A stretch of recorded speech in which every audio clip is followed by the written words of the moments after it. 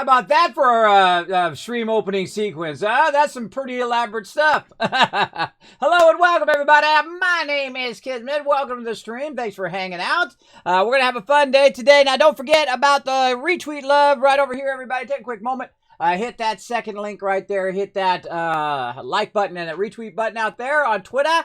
Show the stream some love. It is free and it helps out the stream. And also, I give you guys kiss caps every time we hit 5 more retweets. So we hit 5, I give you 1,000. We hit 10, I give you another 1,000, and so on and so forth. Thanks everybody for coming in and showing so much love to the stream. We're gonna have a great day today. I'll tell you a little bit about some testing I did late last night while I was working on about 10 things at the same time.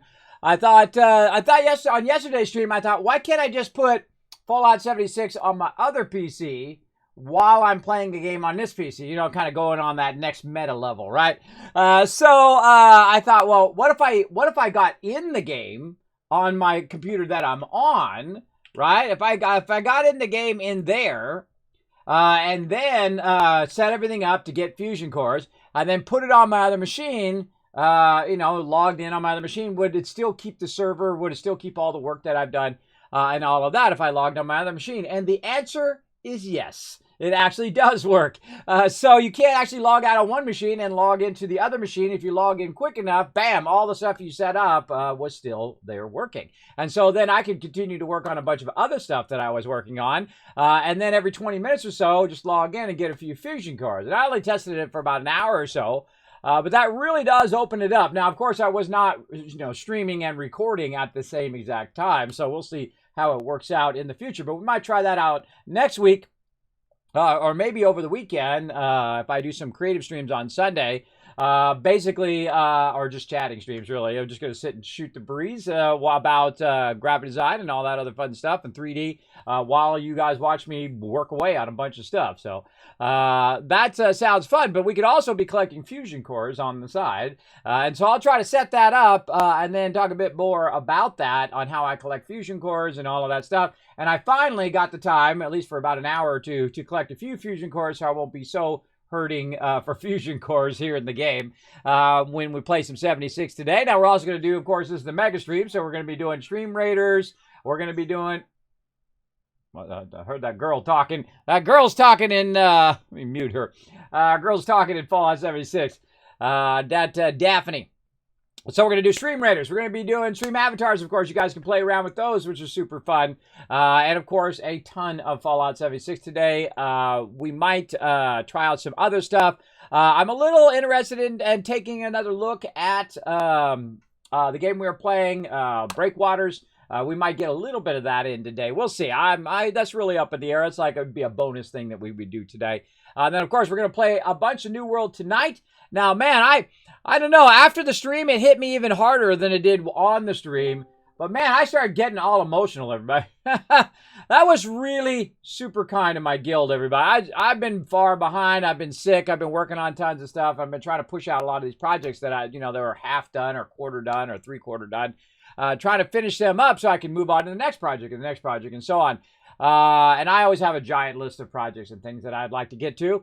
And my team, out of nowhere, without any direction from me, just like create a bunch of void armor for me, which is a lot of work, everybody. That's a lot of work, collect all of the materials and all of that stuff. I just randomly gave it to me last night, which is one of my big goals, is to go and start working on my armor and work on my weapons and all that stuff. And man, it was affecting me big time. I was like, wow, this is really making me emotional. Again, I love like little acts of kindness like that, everybody. Things that people do just because they're being kind and appreciating and helping each other and everything. And that's my job as a leader. That's what I try to facilitate as the guild leader, is bringing people together to where they help each other like that. And do it spontaneously. Like it's not like I said, hey, go help everybody with their void armor. They just went and started helping everybody with their void armor. And those are the type of people you want to attract to yourself, everybody. You want to attract those type of people who work well together and who facilitate the greatness in others. Those are the kind of officers you're always looking for in a guild and in really anywhere, whether it's a manager in real life, whether you're part of a business or you own your own business or whatever it is. Those are the people you want around you because they're positive forces in your success and in the success of others. So you definitely want to have as many of those people around you as you can. Most of the time, you got all the negative Nancy's. It can't be done. It's impossible. The timeline never happened. I fire those people. Everybody, I can't stand them. I get rid of them. I can't stand the negative Nancy's. They just drag the whole entire deal down. You're already, life is already tough enough without people telling you how impossible things are all the time. You think a 50-year-old disabled man becoming a partner streamer on Twitch, now that is a low chance of happening, everybody. Look at this. I'm wearing the old school Kismet logo, the classic logo. Enjoying my thing. And this shirt actually holding up pretty well for being, 7-8 years old. The old Twin Dragon logo there. Pretty cool. Now, we're going to get into some 76 today. We're going to get that going on. But first, let's go ahead and say hello to everybody in the chat. Who we got today? We got Nesco coming in, starting a dance party. A little early on the dance party. You got to wait till I get into my other screen there, Nesco. And hello to you. Welcome. Thanks for coming in. Flux coming in going, let's go. Let's get this going on. Aki as well. Hello, hello. Paul and Subi showing some love as well, bringing in the Kismet wave. There you go. Got the Kismet wave going on. It doesn't animate over here, does it? Oh, no, it does. It does. All right, cool. This Stream Elements awesome thing where you can see the chat. I appreciate them big time. Hype and all that stuff. Yes, let's get that hype going on. What's that? It's like a crying monkey in a spacesuit. Toon Tears. Toon Tears. It's a guy. I thought that was a monkey. He's hairy like a monkey. That's a guy. Thanks so much for the live stream. Well, I try, Starlina. Sometimes it's hard to get out of the bed for an older gentleman like me. But you know what I do? I say, nope, I'm getting out of this bed and we're going to have some fun today. Let's do it. To battle! All right. Here we go. We are cranking on this right now. We're 32 with 19 days left, everybody. Oh, man. We're getting some loot. Now, this little side game we play called Stream Raiders is super fun, free to play on both mobile and desktop. And you guys can pop right in just by following that link that's about to pop up in the chat once I get this battle going. I think we're going middle. Yeah, we're going middle, then down, then get this one, bam, bam, over here, and then take it home. I think that is a dinosaur, because look, this one looks like a dinosaur. I think that was a dinosaur. Yeah, oh, look at all these scary dinosaurs. They're so scary. All right, let's get into it. Boom. All right, let's see what we're going to do today. I say we blow some peoples up. Let's get our bomber ready. Oh, yeah, right here, I'm going to blow this guy up. Bam! Run down there, blow that guy up, and then once I take that guy out, I think it's easy sailing after that. Let's do it. All right. Feel free to come and join me everybody at streamraiders.com/Kismet, or you can just go to streamraiders.com. You can sign up. If you haven't already done so, you can find your captain, me, Kismet, Kismet. You get access to the battle board. You can put down your units. Again, we're going to be doing it all day long. So the second you see me start a battle, you'll know because in the chat, you'll see that link come up. Then you can start putting your units down. Now, remember to put down as many units as you can. Put down one every 5 minutes. You can put up to 6 units. The more I see you guys absolutely crush it over there with 6 units. And then, of course, we cross over 100 units. I give you guys 1,000 Kiss caps every time. Sometimes we cross over 200 units. Then I give you 2,000 caps every single time we cross over. All right?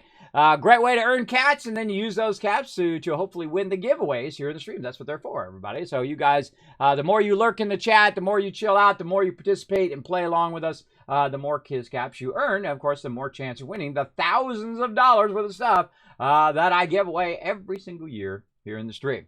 All right, so we got our battles underway. Now we're ready for some 76. Let's go.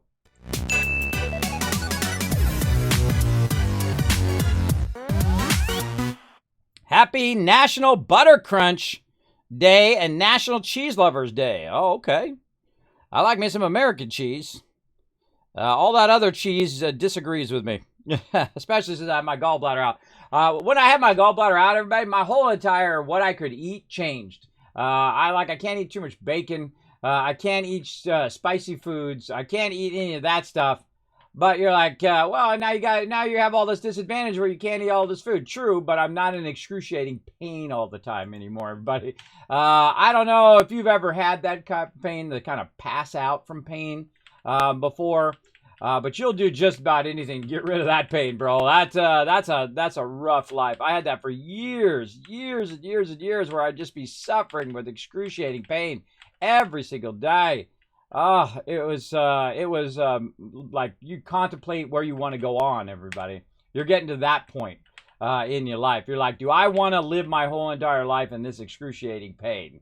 And see, I didn't want to have surgery because I wanted to be 100% original parts, which is stupid. It's just straight up stupid, everybody. I should have just went and had it done. It wasn't that big a deal. I went in there and they knocked me out. They took it out. And I woke up hours later and bada bing, bada boom, no more pain ever. I had no other side effects other than I had to watch what I eat, watch out what kind of stuff I'm eating so it doesn't upset my stomach.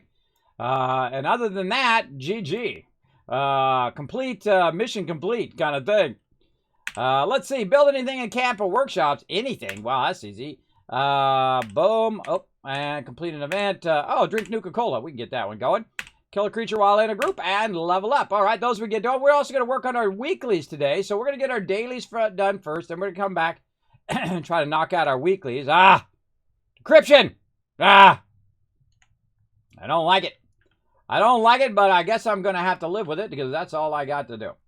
Now, if you notice, I ran around and grabbed a bunch of stuff. That's what I do every single time I sweep through my my camp here, and I get a ton of loot. Another thing I got a bunch of from testing out the dual play across machines. So I could set it up on this machine, run around, get all that stuff going, get all my fusion core collection going, and also do junk collection. And I also, by the way, if you didn't see me do this yet, I've discovered that in the workshops, you can actually put additional collecting items. So what you can do is you can put, this is what I have. I have a little thing I put down, and I've got my dog, which is collecting loot, so you got an extra junk node. Your honey, which is actually collecting extra honey. And then now my popcorn machine. So basically, I've got those 3 extra things collecting at every single workshop that I take over. And if you took over all the workshops, imagine how much more resources you'd be grabbing every single minute, right? So much that you would get overwhelmed after a while from that much extra loot.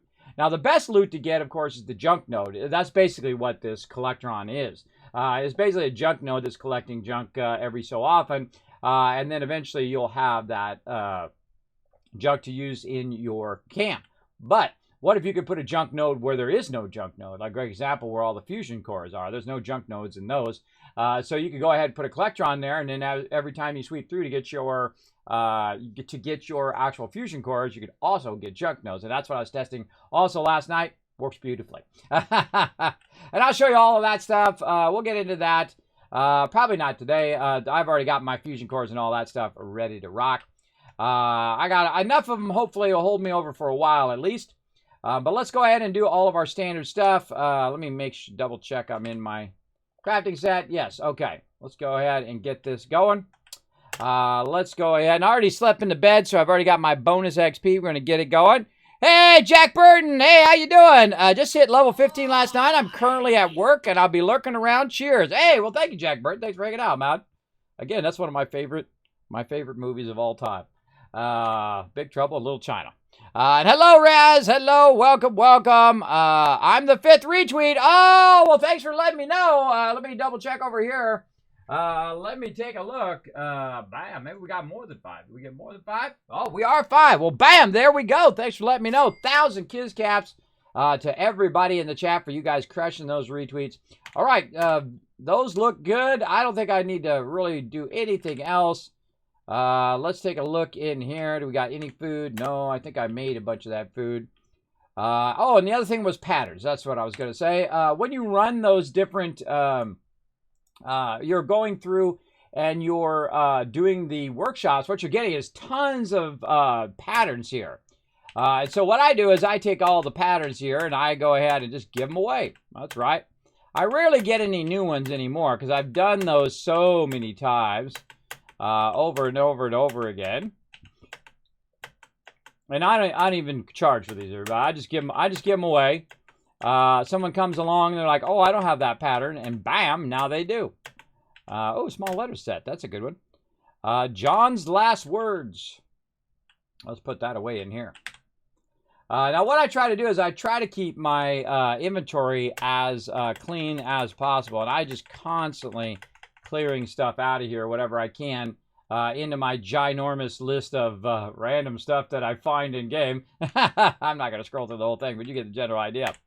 And then I try to collect as much loot as I can. Now, my goal is to get down to about 100 weight to get things going. Oh, we forgot to try our little slots today. How are you looking? Oh, now that's the way to start the day. Bow. There we go. All right, we'll walk away, everybody. When you get a win, walk away. Walk away from that gambling machine. All right, we got any berry mentats in here? Let me mute the guy there. I don't think we have any left. I think we used them all up. All right, let's go ahead and trade with the dude. Now, I got so much stuff to trade with this guy. Was there any thing about... let's see, any of our challenge about repairing. Do we have any repairing? Scorch, wild, legendary, crops. No repairing ones today, so I can get rid of all this stuff. Okay, good. I have a bunch of stuff that I put in my stash that I was going to save in case I need to repair anything today. But, of course, whenever I actually remember to do that, that's when it doesn't happen. So let's get rid of these snack cakes. We got tons of purified water to get rid of. Now, this is how I make my money, everybody. Look, that purified water was like 200 caps right there. Bam, I went over. I went over to 300 caps instead of that. But watch this. In here, I've also got a whole bunch more, 158. I've also got a bunch of other stuff, so I'm just going to go ahead and pull some of this stuff out. Oh, no, my bubble gum. Let's keep that. Carry weight booster, keep that. I hate it when it jumps like that. It's so awkward. It's so awkward. No, we're not liquid courage. Sometimes I just try to scroll down and get the next one, and it, like, weirdly scrolls up. Let's get rid of that. Oh, God. See, when it goes up like that, it should stay at the same one like it does in Fallout 4. Because it's easier for me to pick it up. Otherwise, I can't just keep hitting the spacebar. I gotta, like, micromanage it every single time.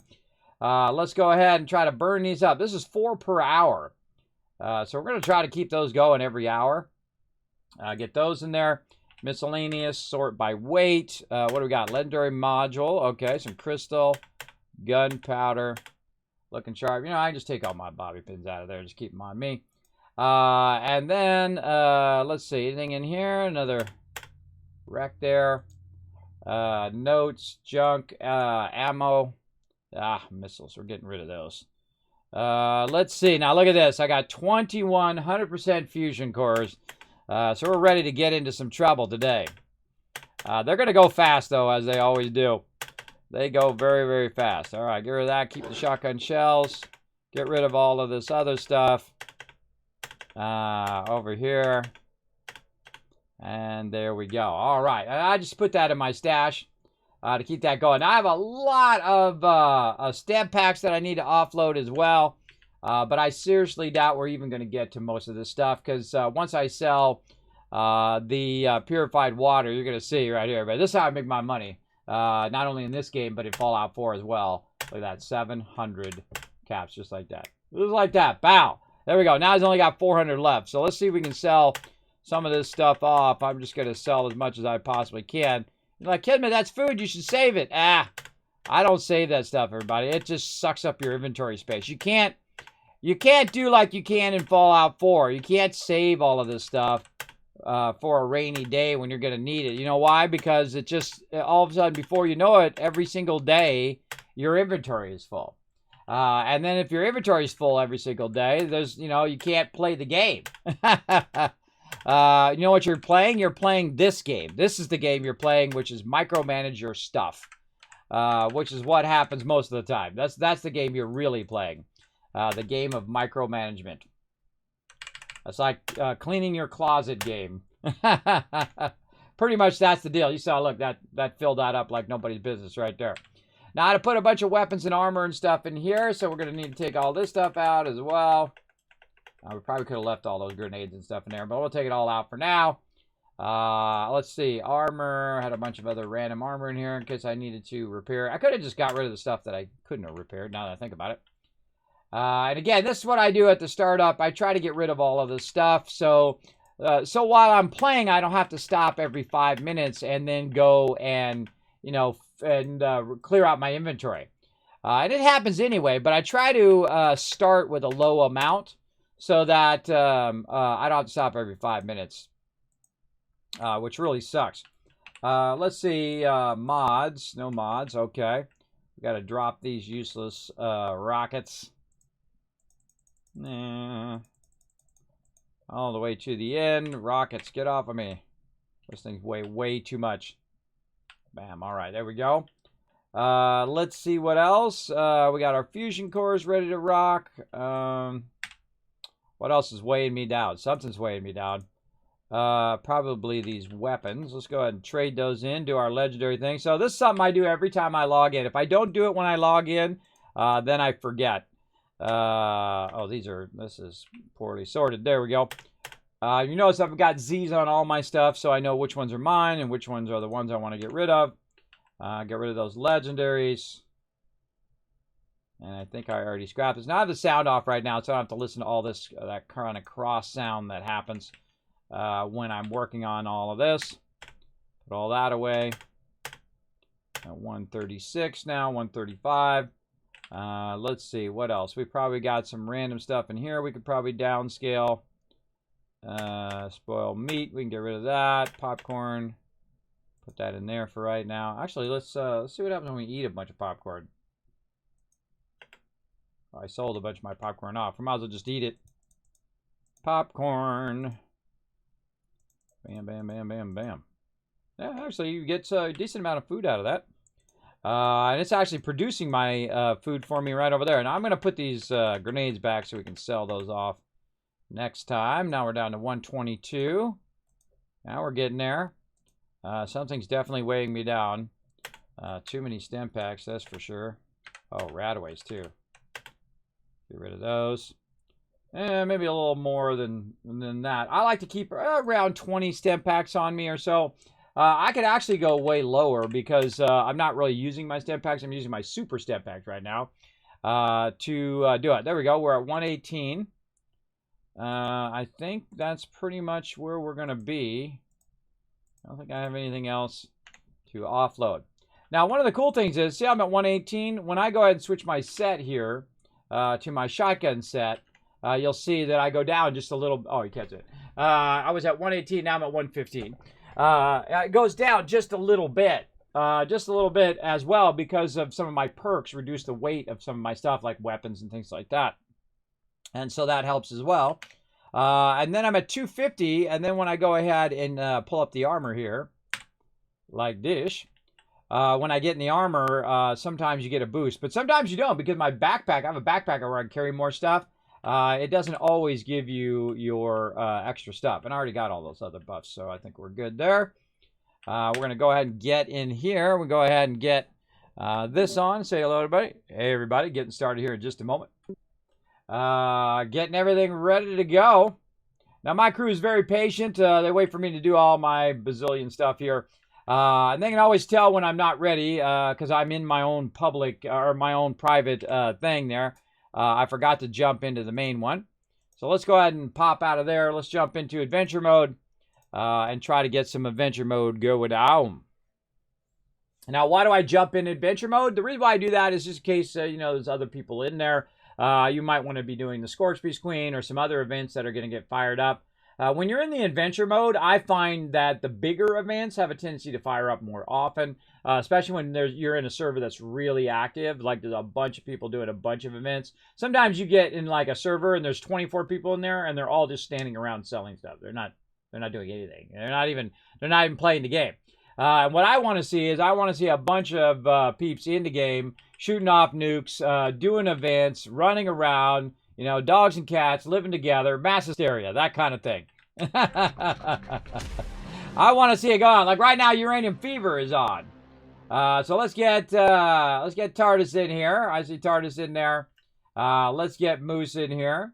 Now again, if you are in the Discord, I'm going to prioritize you into my group. But you're welcome to run around with us. We're going to get into all sorts of trouble today as well. Oh, and I did my legendary, but I almost forgot again to do all my other stuff over here, my rusty pick and all of that. Let's go do that real quick. Cinder Quest, thank you for coming in, hanging out. You are in the home of the Wasteland Tycoon. That's me, Kismet. We play a lot of Fallout up in here, and we have a good time. So feel free to come in, relax, take it easy. We show the love here in the stream. I've had the Kismet Love Train going now for 7+ years, everybody. For a very, very long time. I saw a Twitter post, by the way, by Carnage, an amazing, amazing streamer. And I've met him multiple times, awkwardly. One of my most famous and most enjoyable pictures with people is a picture of me and Carnage, me going, my mod took a picture, right? She finally convinced me to take a picture, because I don't normally take pictures, and he's in the elevator, and he's trying to do whatever he's trying to do. So I say, okay, I'll take a picture with him. And she takes a picture while I'm in the middle of talking, and then doesn't even look at the picture to go ahead and take another picture in that moment. And so now I got this awkward picture with Carnage, and it's my favorite picture now, because I embrace the awkward, everybody. I think it's funny. I think it's more funny than if you just had a random, real nice picture of all time. So again, it's like now you have that funny moment that you can cherish, right? That's what's kind of fun about that stuff. All right, we got that done right over there. So I saw a post by him, and he was talking about, treating people kindly. And I had mentioned that I've been doing that since the moment I got on Twitch. I've had mini hate raids, everybody. People come in, Kismet, you're old, you suck, and they're spamming your chat, and they're acting like a bunch of jerks. And I said, I'm going to do the exact opposite. I'm going to go, and I'm going to create the Kismet Love Trade, and we're going to go, and we're going to show people some love. And you know that sometimes when I would raid people back in the day, they would say, oh, what are you doing in my chat? Stop spamming my chat with all of that, whatever. You're just bringing in the hate. And I'm like, no, we're here all about the love. We're here to show you some love and support here in your stream. That's what raiding should be. And for the last 7 years, that have been my quest, everybody. Every single stream we did thousands and thousands of raids. And I'm currently working on revamping the Kismet Love Train. And we're going to get back to it. Don't worry, we'll get back to it. But revamping it to fit all my new graphics as well. So I've been working on that project along with all the other projects that I'm working on as well. So you will see the return of the Kismet Love Train raid very, very soon once I get that done. So working hard at it. People dropping loot right there. Not the loot I need. Look at how much gold bullion I have, everybody. I can only do 40 a day. 40 a day, and I have 894. I'm such a slacker on my gold bullion. I'm a huge slacker. All right, there we go. All right, I'm getting back up again. It's about 2,000. We spent, I don't know, 5,000 gold bullion the other day when the trader lady was out here. I don't see her out here today. I should have looked when I ran in. Why didn't I look while I was running in? Sometimes she's standing right over here. Apparently she rotates around. I never even noticed her before. But I just thought she was some more NPCs that were just standing around outside the base. But my team told me, hey, no, it's a special vendor. So I went over there and I bought a bunch of cool stuff from the vendor. I bought everything she had. I was like, I'm buying it all. And so there we go. The advantage of turning in your gold bullion at least a little bit each day. All right, we got a wanted. The unlucky bear wanted at my camp. He must have went and opened up my thing or something. I don't know what he did. He's blocking my ability to teleport to my camp, though. Right there. Okay, there we go. Fast travel. Let's do it. So we're going to go ahead and move on over here and try to get our dailies done. Now, what I do is I try to get everything prepped first. I get ready to go battle. I then go and do my trade-ins. You saw it right there. I do my legendary trade-ins. I do my vendor for the day. And then I start to actually work on the daily missions. And on Thursdays, we go a bit longer in Fallout 76, so we can try to get the weeklies done. And our goal is to get the dailies and the weeklies done today. We get that done, GG. We got it going on. Because over the weekend, I'm doing 1,000 other things over the weekends as well. Take care of that IRL and all of that. So we're going to get it going. Sud says, hydrate, Kismet. I will get on it here in just a second. I appreciate the reminder. Big time. So we're going to run over here and get it going. Let's go ahead and build. I don't think I can build anything. So I'm going to, whenever you can build anything, everybody do floor decor. The reason why is it's super cheap and just takes a few seconds to go down here and get this, you know, budget map. Or mat, actually. And then you go ahead and do this. Again, mostly I have the sound off because I feel like the biggest problem right now with 76 is this overlapping audio. And it's always been a problem since it launched.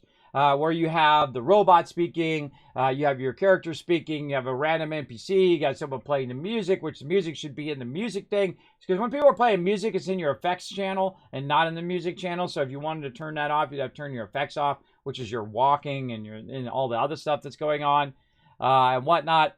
One of the people that actually did an incredible job on their sound, which is satisfactory, yet again, an 11 out of 10 game, everybody. You have individual controls of just about everything in the game. So if you want to turn just the chainsaw down, you can turn down just the chainsaw. That's awesome, everybody. That's the kind of thing I wish Fallout had, that kind of control. At least they gave us world radios, though. So I can automatically have all the radios off. So when I'm running around, I'm going to go, run for a radio and turn that radio off every single time. That sucks. That sucks to have to run for the radios. Let's see if Rotisserie G is in yet. There's Rotisserie G. Let's get Rotisserie G in. Again, if you are in the Discord with me, I'm going to prioritize you in the group. But if we do lose somebody in the group, or if you need to run the daily, you let me know in the Twitch chat and say, hey, Kismet, I need to run the daily and all of that. Then I will know. Now, I need to drink some Nuka-Cola. I have some Nuka-Cola on me, but I'm not sure if I have any extra in here. I think I got rid of my Nuka-Cola because it was just sitting in my inventory, and of course, now I need it. But that's okay. I have a secret weapon for Nuka-Cola. You ready? Let's get out of the power armor. Let's pick it up so it doesn't get wrecked. And let's go talk to my little friend in here, Daphne. Now, Daphne... actually, if you didn't know this, which is awesome, you talk with Daphne here. Come on, Daphne. And then you can skip this dialogue, and I'm in need of your services. All right. What do you need? All right. Now, Daphne actually sells stuff. And illusion spells and magical artifacts. And that's why I like her. She's a vendor. Check it out right there, everybody. So if you are looking for some Nuka-Cola, there's some Nuka Cherry to replace my Nuka Cherry I just used. Or going to use, and then there's some Nuka-Cola. So very easy to find some stuff. She also has a lot of good resources. She also ends up having, like, look, the Unstoppables. Do I have Unstoppables number 3? I don't know. Let's go ahead and buy it anyway. Just to do it. Grown Active Barbarian number 10. I don't know. Buy that as well. And so what I've been doing is every now and again I will buy it, and then I will add it to my library of books over here. So what do we got? We already got, we got 2 10s. You know what, let's just take that 10 out. And Unstoppables 3, which we have a bunch of Unstoppables 3. Let's take those out as well. I try to curate it from time to time. Normally, I just throw them in there and then I look at them later.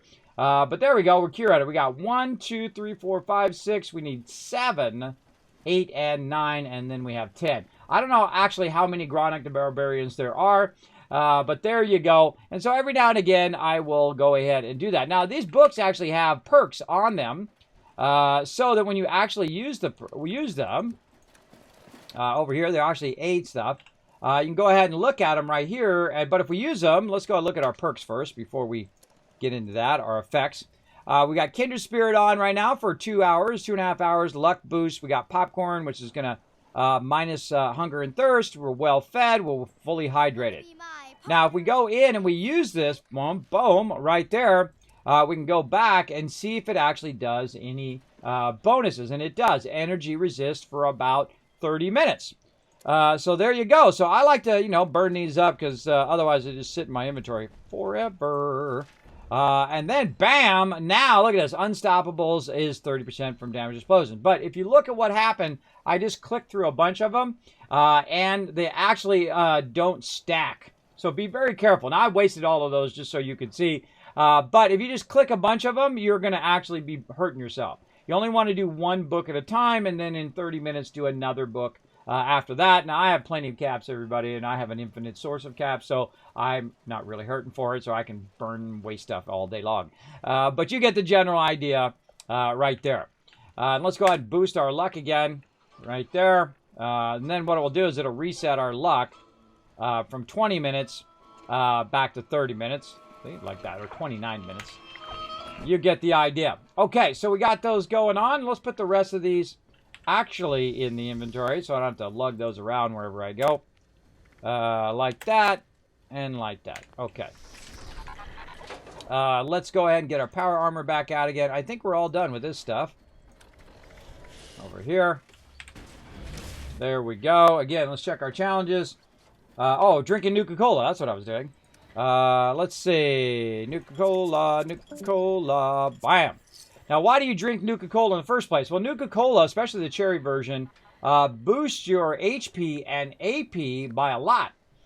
So if you're running out of action points and you want to boost your action points, using a Nuka Cherry is great. But you know what's even better? Honey actually is a really great thing. And they actually have an ability for you to collect honey by putting it in your camp. And every so often you can run over there and grab some. What that honey does is it boosts your AP regen by about 60. Now, if you click 3 of them, it's going to boost it by a lot more, right? 180, which is pretty comparable to the amount of AP you would burn and get by burning a bunch of Nuka-Cola. The thing about Nuka-Cola, though, and the reason why I only use the cherry and not the quantums and all of those, is I discovered the wonderful perk that is right here, the cola nut, which doubles the effect of your Nuka-Cola, right? So if I use a Nuka-Cola cherry, it's going to double the overall effect of it, which means I'm going to be getting 150 AP when I use it. And I use it like really intense situations where I got a bunch of mobs on me, I'm about to die, I got to run away, bam! It's like my runaway Nuka-Cola.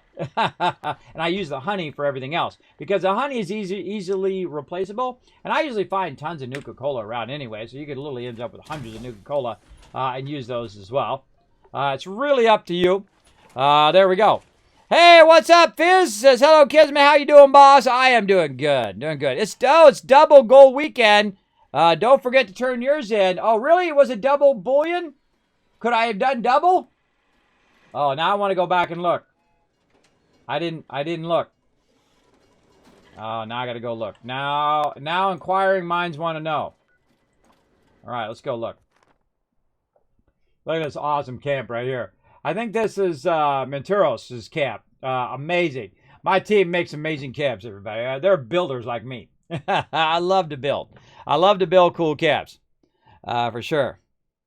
So yeah, don't forget to turn my gold in. I'm going to go see if I can double it up. Let's go try it out. You're advancing to the rear. There you go. Exactly. Advancing in the opposite direction of the enemy. I heard Sonny got a new shipment in. Gotta go check it out. Ah, Sonny got a new shipment in, everybody. In case you wanted to know. Hey, it's Fred. That's literally his name, Fred70. All right. Hey, that's a good one. So can we do double? Oh, we can do double. Oh, I can double this up. Oh, look at that. Somebody's paying attention. I used to add those to my my schedule. Yeah, double. Double today. All right, cool. Okay, now you got to stop screwing around.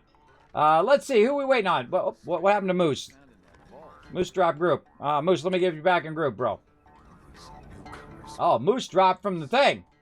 Uh-oh. Did you DC Moose? Sandwiches. Did you DC Moose? You okay, man? I had him in the group and he dropped. You need the daily run? All right, awesome. Let's see. Hey, Kismet, love the aesthetic of your channel, man. High quality stuff. I love to see it. How you doing? I'm doing great, Profit Fall. Yeah, I try to. My stream is on a whole nother level. You should see my startup sequence. It's like hundreds and hundreds of hours worth of work just for a 5-minute startup sequence. That's how hardcore and the next level I try to be here in this stream. I try to bring the love every single day. I work very, very hard on it. I don't have like a team of people who are doing things for me. I'm doing it all, except for occasionally my mods are helping me in the chat, so I appreciate them. But really, I'm doing all the animations and working on all the videos and processing all of this stuff. I just happen to have a wide variety of knowledge because I'm a graphic designer. I know a lot about doing videos and animations and doing graphics and all of that stuff, which really helps me here on stream because I don't have to hire people to do that. Now, sometimes I do hire people to do stuff just to show some love. I go out and hire people to do emotes and things like that. I do like to support other artists here on Twitch as well. I feel like creative does not get enough love, everybody. It absolutely does not. There's like this much love, like, you know, an infinite amount of love for gaming, and there's like this much love for creative. Or maybe even smaller, maybe like that much. Like that much love for creative. So I try to show some love to other Twitch artists as well. Kind of spread the love around, if you know what I mean.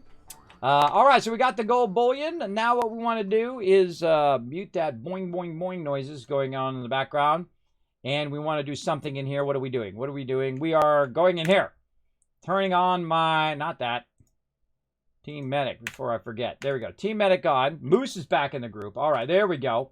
Let's get him in. Let's convert the team to a public. Do daily ops. I see that Shred needs his daily as well, so we're going to go ahead and run it. We're going to be running it multiple times, so again, anybody else needs a daily, just remind me while we're doing it.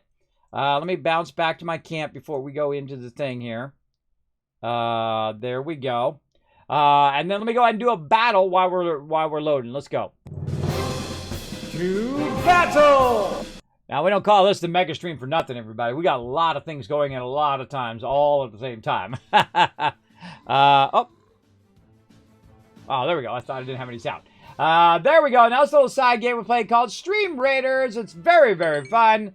And you can see that we annihilated that guy. Nice. Great way to start the day. Great job on the units. Not a bad start right there, everybody. Good amount of units there.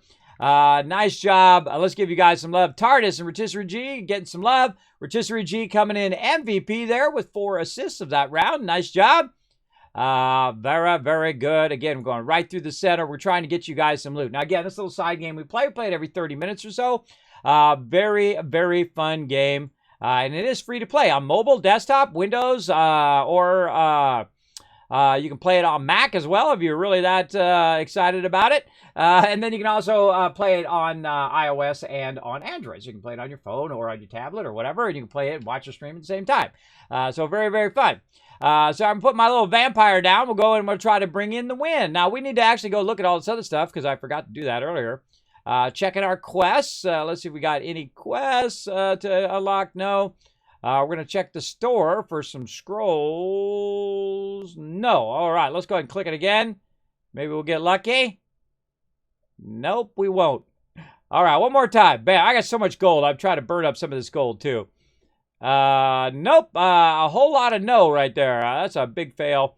Gold out the window. But you know what? When you get up to the higher levels here, all of your people are at max. You don't get that many scrolls anymore from the store, which is a huge bummer.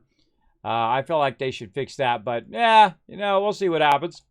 And then we'll get back here into the battle, and we'll come back to that in about 30 minutes or so.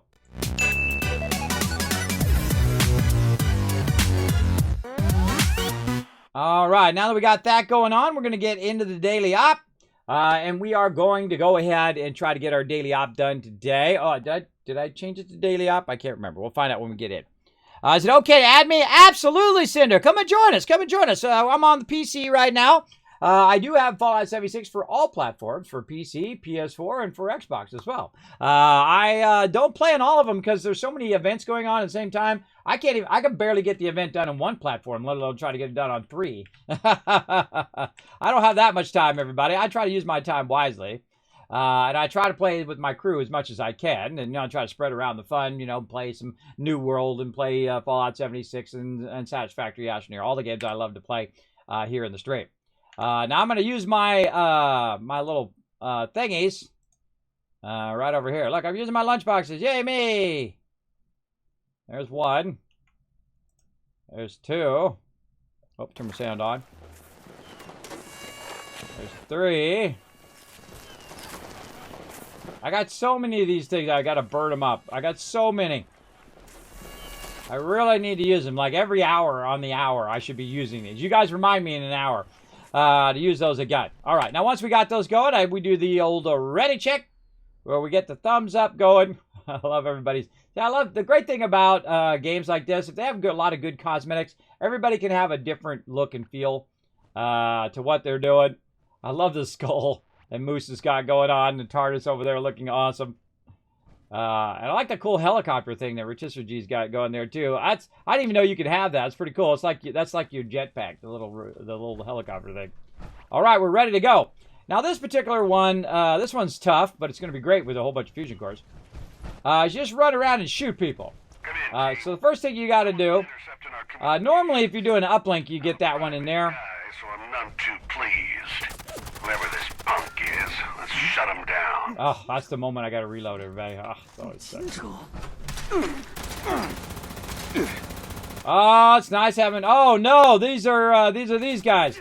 Also, try and keep this one quiet. The hostiles nearby are beefier than usual. There's one of those melee ones. Make sure to rifle butt him. Bad idea. Just search them out and shoot them in the face. All right, so we got to kill so many of them. So what you got to do is basically just look at your radar the whole time. I don't like this one, and I'm very vocal about how much I despise this one. But I'm willing to do it because it's the daily and we got to get her done. And it's as simple as that. Alright, I got some intel on an enemy carrying a code. We'll need it to shut down one of the interceptors. Oh, God. About to die. It's not precise, so try to pick your targets wisely. Keep it The quiet. mobs hit so hard. It's too early to get the whole place. Got to rifle butt them like that because you can only kill them by melee. You can burn them down with your gun, but you got to kill them by melee. Sneak your way over to one of those interceptors and And we're going to run the daily multiple times so that multiple people can get it, as well as we can try to get our weekly done as well. one down. Take it from the top. Hunt another batch until we draw out more code carriers. I just run around until I run into people. Oh, look, there's one in my radar. See down there at the bottom? One on my radar out here somewhere. I just keep walking around until I run into them. Now, usually they kill them before I even get close. But they're like me. They're like hunters. They're trying to hunt peeps down. Somebody that way. Where I just came from. Where I just came from. So this is the hardest part, is actually trying to track down mobs. It's trying to find the mobs. It's hard to find them just on their own. I got intel on the next code carrier. Shouldn't be far. Move And quick then and quiet. you try to find the code carrier. Target. Looks like he's up this way. That's all I get. I just follow the radar, see where the radar leads me. And you got to kill him quick because you only have so much time. Oh, this one's way over here, and he's down below.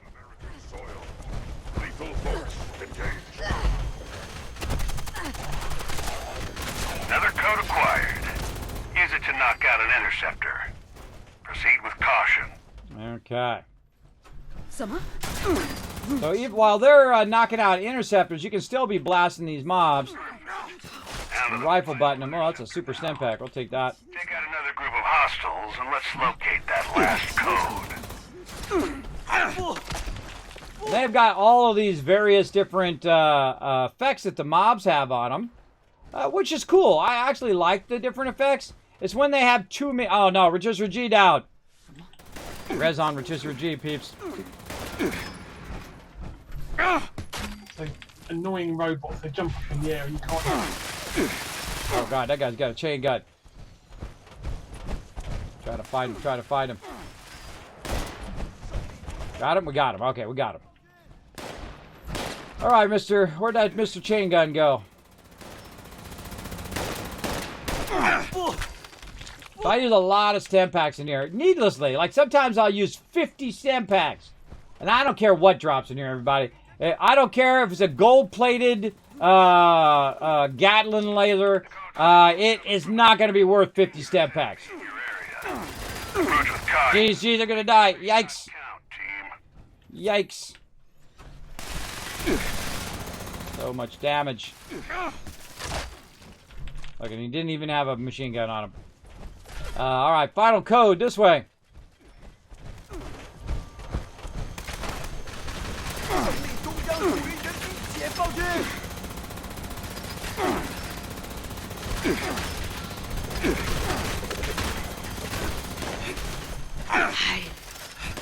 Target eliminated. Great work, team.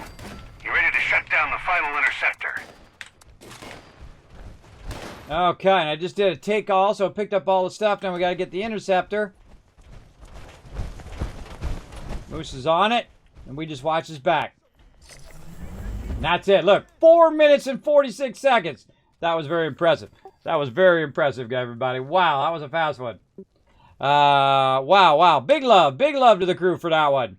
That was very impressive, everybody. This is one of the hardest ones to do because the mobs hit so hard, and you have to it's like hide and seek. You're running around trying to find the darn mobs. You don't know where they're at. You saw me just run around, my head cut off, and then they're even harder to kill because you got a rifle butt them. You can't just blast them and whatnot. So big love to my crew. Let's pop out. Let's skip this because that's useless because it does that twice. I don't know why they have that thing and then they have the same thing twice. I don't understand. I don't know. Bad interface design, I'm going to say. But there we go. Now we got Mechanic's Best Friend here. We're going to go check that out. Oh, and I forgot to look and see if I was in the daily ops setting. So there we go. Yeah, so feel free to go ahead and add me, and then I'll go ahead and when I remember, hopefully I remember right now. Best time is to just to keep reminding me in the chat, Kismet, I added you to my friends list and so on, because I have sleep apnea, so I very quickly forget things and I get sidetracked. Did you go to school for all of that, Kismet? I went to school for graphic design. I was so far ahead, though. I wanted to be a graphic designer since I was like 7 years old, since I first started seeing a printing press. Printing press, if you've never seen a printing press, is a giant thing that is like a giant stamp. It has a big roller, like the size of your car, that big. And what that big roller does is when a plate rolls under there, or a piece of paper has a plate on it, when a piece of paper comes under there, it basically just like imprints while the paper's going through what is ever on that plate, right? So it's like a big stamp, but it's a rounded stamp. It's not like a stamp that's going like this. It's a rounded stamp that presses on there as the paper's going through. And if you do 3 or 4 colors in there, depending on whether you're using Pantones or whether you're using 4-color process, you put cyan, magenta, and yellow together. When you put those all together, bam, they mix together, and guess what? You get color. You get color stuff on the printing press. And so the second I saw that, I go, that is awesome. I want to be all involved in what this is all about. And then I saw some people in a little room, and they were in there in this like air conditioning room, and they were in there working away. And I'm like, what are all those people doing? They're the one who make all the graphics that go to the thing. And I'm like, I want to be in that job. That's the job I want to do. I want to be in where the air conditioning is and where you're actually doing the graphics and amazing stuff like that. And I've done every type of design you can do. I'm talking posters, billboards. I worked for the music industry for many years. People like Disney, all the top companies in the world. I've got to do work in some way or another or help them with their work. I did pre-press and printing for many years, which is the highest of the highest end of being a graphic designer. Because not only do you need to know graphic design, but you also have to understand printing and a whole bunch of other disciplines to understand it. And so I had already been studying that. I've already been lucky enough to have the computer since I was like 7 years old as well, way back in the day, in the early 70s and 80s and whatnot. And so I had both the graphic design knowledge, the printing knowledge, and the computer knowledge. And when those two things started to come together, guess who the only one was who had knowledge of both? Who had a extensive knowledge of both, right? It was me. So in my 20s, I was making a 6-figure salary, everybody. I was making so much money between me and my wife. We were making the big dollars. Big dollars. And I took all that money and I wasted it like a young person would. Partying, going to 5-star, hotels, renting 30 Sea-Doos for my friends so we could go party at the river. And, you know how it goes when you're young, everybody. You think that gravy train's going to last forever. But that's how it goes. I did save some of it, and then I spent all of that on some doctors, and now I'm just like everybody else. Everybody had my great success, and I've got $10 in the bank, but I got a great story to tell, plus I'm still with my wife 30 years later. I have 3 beautiful daughters as well. My oldest daughter is 16, and my twins are 13. I am rich in other ways that you can't buy, in those kind of ways. I've got my health back, or at least most of my health back. I can sit here and play games and do what I love to do and do graphics and animations and all of that stuff. Again, where I'm not trapped in the bed, which I was for about a year. Very, very scary. Maybe over a year.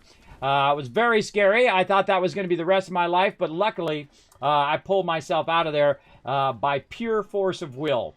My doctors basically said, Nothing we can do. Too bad, too sad. They said, lay down and die, basically. And I said, no. That's not the way that I go. I am relentless, everybody. Once I get my mindset to it, out of the way, because Kismet coming through. That's how we do. All right, let's get Flex in so he can do his daily too. Thank you so much, Moose, for jumping out there. Oh, he's part of another team. Shred, you got to get out of your team, bro. Hey, Shred, drop your team so we can get you in. Citizen. All right, come on, Shred. I'll send you another invite. He's already in a team. All right, we're going to try to get him in. I am on daily ops. Look at me. I actually did it correctly for once. Let's see what we got going on. If anybody sees Radiation Rumble, let me know. There we go. Now we got Shred in there. We're getting him going, and we're just going to go jumping right back in again. Let's do it again. And we're going to try to get our dailies done as well. We got to do level up and complete an event. All right, we'll get that going later on. Let's go ahead and pop in there. This one's nice. This one's like 4 minutes. So you want to get the ones that take like 2-3 minutes, right? The ones you can just knock out like crazy. So you can go ahead and run those, especially if it's like double XP weekend or week or whatever for these daily ops where you're getting double the XP of it, because then it's also helping you with your other stuff that you're doing, like your level ups and things like that. So very, very cool. All right, so here we go. And let's go ahead and check out our daily ops. And you see I move over to give everybody some room. Let's go ahead and check our daily ops to see how many of these we need to do. Let's see. Weekly challenges. We need to do 2 more. Okay, we're going to put that up on the list. And then we'll come back and we're going to work on all of these. Oh, I forgot to harvest some plants out of my thing. And plant some crops. So I got to collect a bunch and I got to plant a bunch. Okay. We'll get into that later on. Nothing else I need to do on the dailies other than kill a bunch of creatures. All right. Look at that stem pack. You helping everybody out. See, well, I'm sharing the perk called Team Medic. So if anybody uses stem pack, including myself, it's potentially heal anybody who's nearby you, which is awesome. Especially when that's what I do all the time. If I run by somebody and I see they're low health, I just pop a stem pack, even if I'm at full health, because then I'm healing them as well. And that's why I save so many stem packs. I'm like the medic. I'm like a tank medic. So everybody else who's like in the meta set where they're like really low health and they're doing huge damage, I'm just trying to watch out for them, try to keep them alive, because they might be 1-shot or 2-shot, especially by these mobs. These mobs will easily 1-shot you, even when you're like me, when you're like more tanky and you're in your power armor and you're trying to resist all of that damage. You can even happens there. All right, thumbs up. Ready, check. I do red check every time. Hey, Tardis, don't forget to share your perk if you haven't already done so. It's not showing up for me. Look at me reminding other people when I'm the one that's the worst at it. But hey, you know, I have your back. See, I don't see it. See, it tells you when people are sharing their perks. Look how many perks. Look at this. 3, 3, and 3. These are some nice level perks, too. I want to get to the point where I can share some level 5 perks with peeps as well. Oh, Bandolier. That's a good one. Again, get that ready check going. I see my other crew are ready. There we go. TARDIS is ready. There we go. 3 of 4. Shred, we good? I like to make sure that everybody does it. Shred? You good, Shred? You ready to go? Yeah, okay, good. All right, let's do it. I don't want to start it awkwardly, because you don't want to run in yet until you're ready to really get to it, because you want to have as much possible time as you can get to wipe these mobs out. Down some radio interceptors nearby. Take them out. Bring us back some privacy.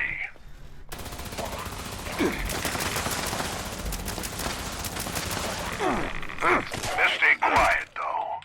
Make too much noise. Counted as a creature. You know it. Someone? Yeah, and my goal is just to run in here and shoot a bunch of stuff. These actually hurt a lot. These darn little guys, and they jump around, so they're hard to kill as well. I'm going to try to get my loot today.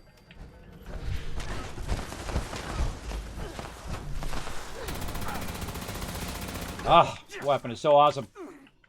Come on, rifle bottom. This weapon is so awesome because all you have to do is just collect fusion cores. And fusion cores are actually really easy to collect if you have Fallout First, because you get your own private world. So you can just take over the power plants, and I collected like 25 fusion cores in about an hour and a half. That's not too hard, everybody. And I was like AFK most of the time.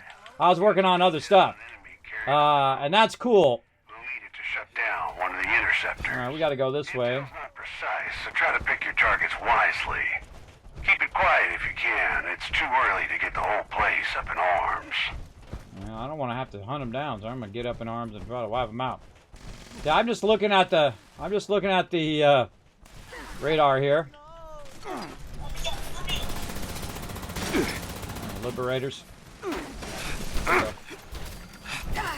Where are these guys at? Oh, through here. It's usually where they're hanging out in this little spot. I'm gonna try to hide a little bit behind this thing because these guys hurt a lot. Gotta get them down first and then rush them. Ouch, ouch, ouch, ouch, and more ouch. There we go. I'm gonna rifle butt those guys. Carrier's down. Get all the nearby corpses. Interceptors. So cool. I love that nearby corpse thing. It's like one of the greatest things they've added to the game. It makes it so much more enjoyable to loot. You know me, I'm a super looter too. I'll loot everything. But it's awesome to be able to loot all the mobs as an AoE because a lot of times you miss out on your loot because you can't find out where the mobs were that you killed in the first place. You don't remember where they're at. Always somebody running in front of me.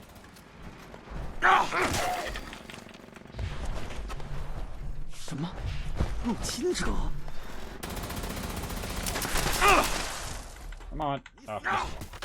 This weapon takes a long time to rifle butt again. My shotgun goes much faster. See, look, I'm dead. I'm deadly once I have a bunch of fusion cores. I'm pretty deadly with the Gatling laser. Now, again, the reason why I use the Gatling laser is because it's really easy to get ammo for. So I don't have to do the ammo grind. This game has a big ammo grind. You have to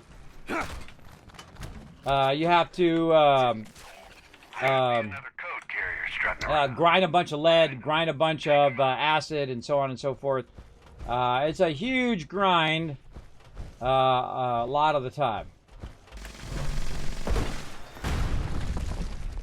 Oh boy, this is gonna hurt. Come on, gun, fire. Sometimes I'm holding the button down, it doesn't fire. No, Rotisserie J! Prioritize members always first. Oh, he's up, alright.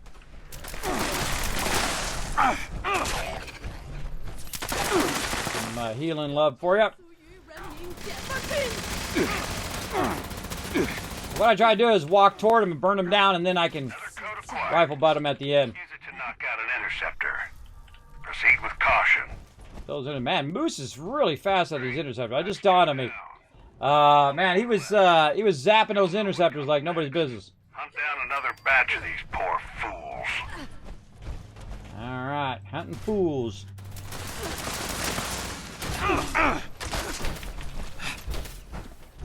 Anybody else? No. Again, I feel like you're kind of more like all over the place doing this versus working together. The other one's more like you're doing tower defense. Everybody's working together. We're all standing in the same place together, protecting each other. And here we're just like running randomly all over the map. Again, I don't think they thought that through. They just tried to make it harder and add more challenge. And I understand about that, but it's not a great way to do it. Just making the mobs hit you harder and making them bullet sponges is not a great way to add difficulty to any situation. You can make them a little bit harder, but you want to add some more mechanics, something that you have to learn to overcome those particular mobs, not just keep pumping more stem packs. That's all I really have to do to overcome these mobs. Just make sure I pump enough stem packs to survive. Oh, hello, circuit board.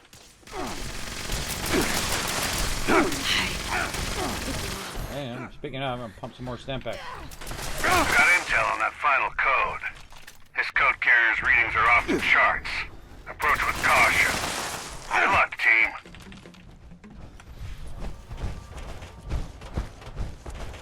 Usually this guy's in this little hidden area over here. On the other side.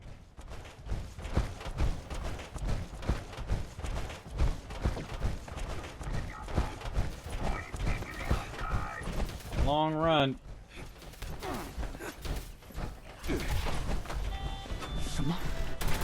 Hello.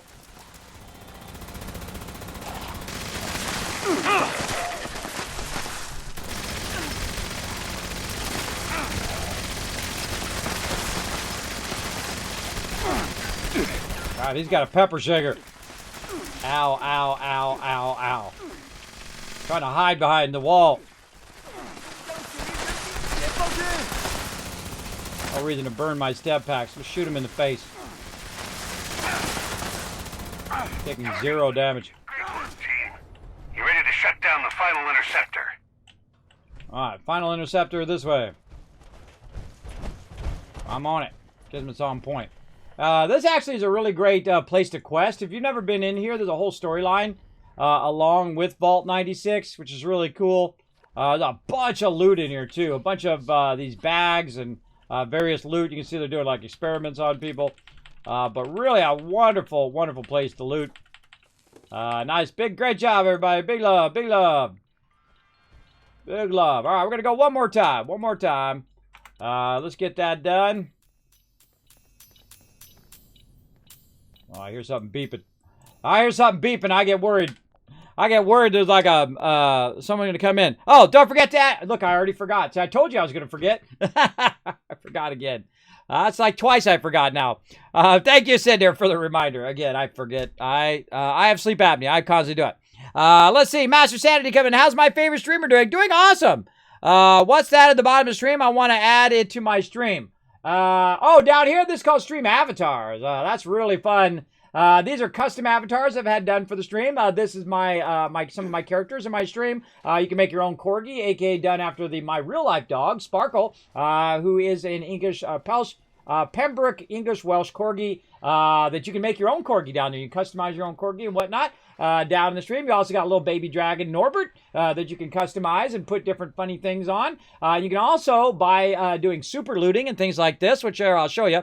I'll go ahead. Now, after I do this, you want to do exclamation jump in the chat. Ready? Super loot. In there right now. Look at all that loot. So you grab a bunch of that gold and you build up that gold down there. You can also do battles and other fun things down there in the stream avatars. And then you can unlock the Wasteland Tycoon, which has over 80 different choices. You can be male, female. You can have hats and outfits and all sorts of fun stuff. Yeah, look at that. Blowing it all up. And gets you lots of stuff. So when that's about almost to you, hey, there you go. You got it. Nice job, everybody. All right, one more time, everybody. Let's just knock these daily ops out. Let's do it. One more time. One more time. So yeah, so you can go down there and have lots of fun with those avatars down there. There's also s.p.e.c.i.a.l. I haven't seen anybody use s.p.e.c.i.a.l yet. But you can actually unlock the Tycoon and s.p.e.c.i.a.l and more eventually coming down the road as well. So very fun. Very fun stuff. I've already forgot to add you again. Look, they distract. Don't blame me not distracted in the chat. Let's see. Send request. Here we go. Accept friend invite. There we go. We got you. Now, we're about to go do some events. We're going to shoot off some nukes. We're going to get into some trouble today. Big time. First, though, we're going to finish our daily ops so everybody can get their daily ops done for the week. Moose, do you need another run? Do you need another run, Moose, in the daily ops to get your weekly done, or you already got it done? Let me know in the Twitch chat. Because some people don't have microphones on, and that's okay if you don't have your microphone on, as long as you can hear me. You're good. Okay, Moose is good. Okay. I want to make sure we don't, exclude Moose here. Because he gave up his spot so Flex could get in to run the daily, so that was nice. Weekly, but I can drop if someone needs a daily still. Well, I don't think anybody else needs it. I think we're good. All right, I'm ready to rock whenever you guys are. All right, now the reason why I like people in Discord is because there's like a 10-20 second delay between me talking to you here on stream and then the in-game. That can cost somebody their life, everybody. That bit of delay definitely is an issue. It's Dodge. Our communications have been intercepted by devices in your vicinity. I don't know who's behind it, but we need to shut him down either way. Our uninvited guest must want us to put on a show. Man, my ability to rifle butt today is very diminished. And I recommend stealth maneuvers from here on. This group is powerful enough, you want to limit how many you take on at once. Below? Are they above? Oh, kind of wondering where the heck they're at. Oh, over here. I hear them. Oh, over there. They're so small. God, this guy's hit so hard. You see that? He's like a third of my whole health away in one hit. This way.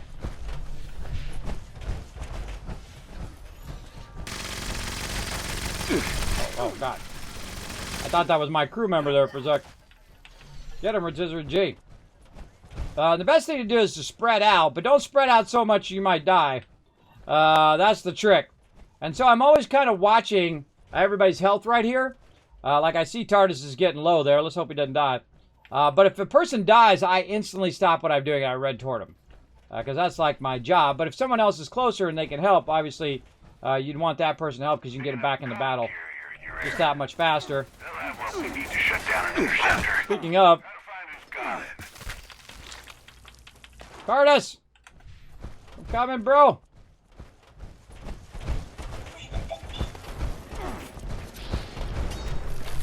And then instantly I come in, see I pump stem pack. I got super stems, and so I pump a stem pack to heal him as well.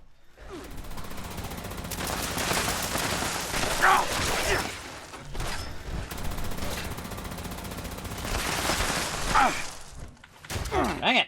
Keep missing it. Die. Alright, we're looking for the big boy. Rotisserie G, got it. Over to one of those interceptors and disable it.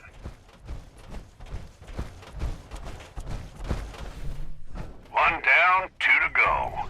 You'll need to take out another batch of them before we can get the next code.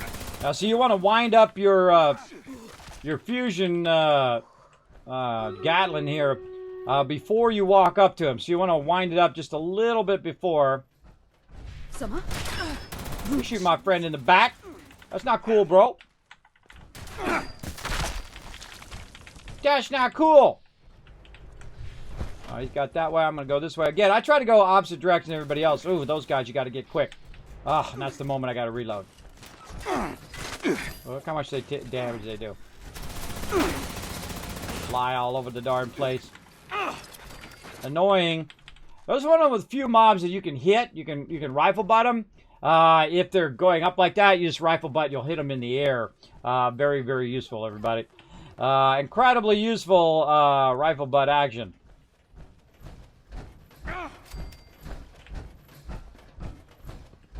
Again, this whole entire instance, you're just looking at your radar. I'm not even watching what's going on up there, which is not really what you want to do in a game. You know, you want to be actively engaged in the actual gameplay and not looking at your radar the whole time. I mean, these are the type of games we used to play down there back in the day, where the radar was the game. Make it easy and kill them all. Yeah, I like that. That's my favorite. Kill them all. I like the way you think.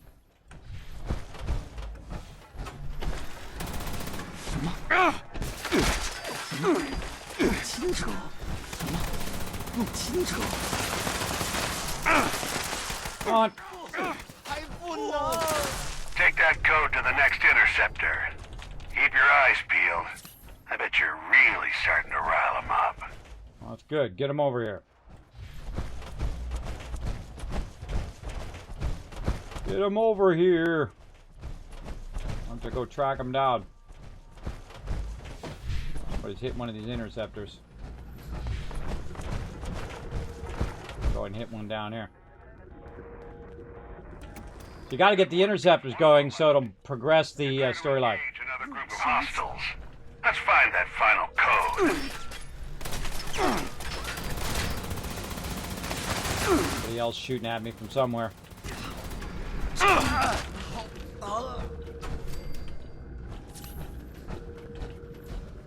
just about shoot Flex every single time he pops out of the corner. I just about shoot him every time. Yeah, and you want to go different directions. But not so much that you end up with 5 mobs on you all by yourself.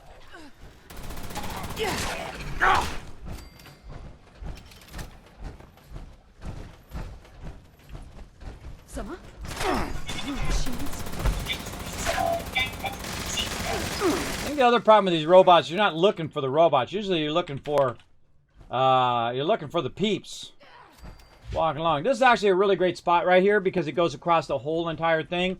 So when you first come in, there's like this snow bridge here.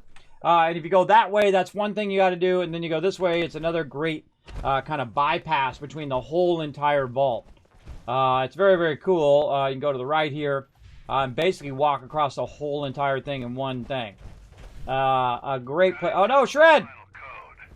His code carrier's readings are off. Put me back, Shred. Approach with caution. Good luck, team. I'm coming. Get up there. Where's he at? Ah, dead end. Other way. Somebody get him. Can't get to him. I can't find you, Shred. Dang it. Dang it. I don't like it when peeps go down. Well, you can just res and come right back in again, but I tried. That's what's important.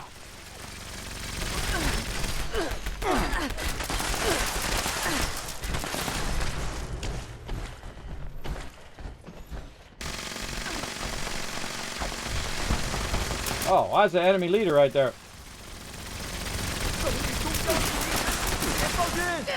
Target eliminated. Well done. Head for the final interceptor.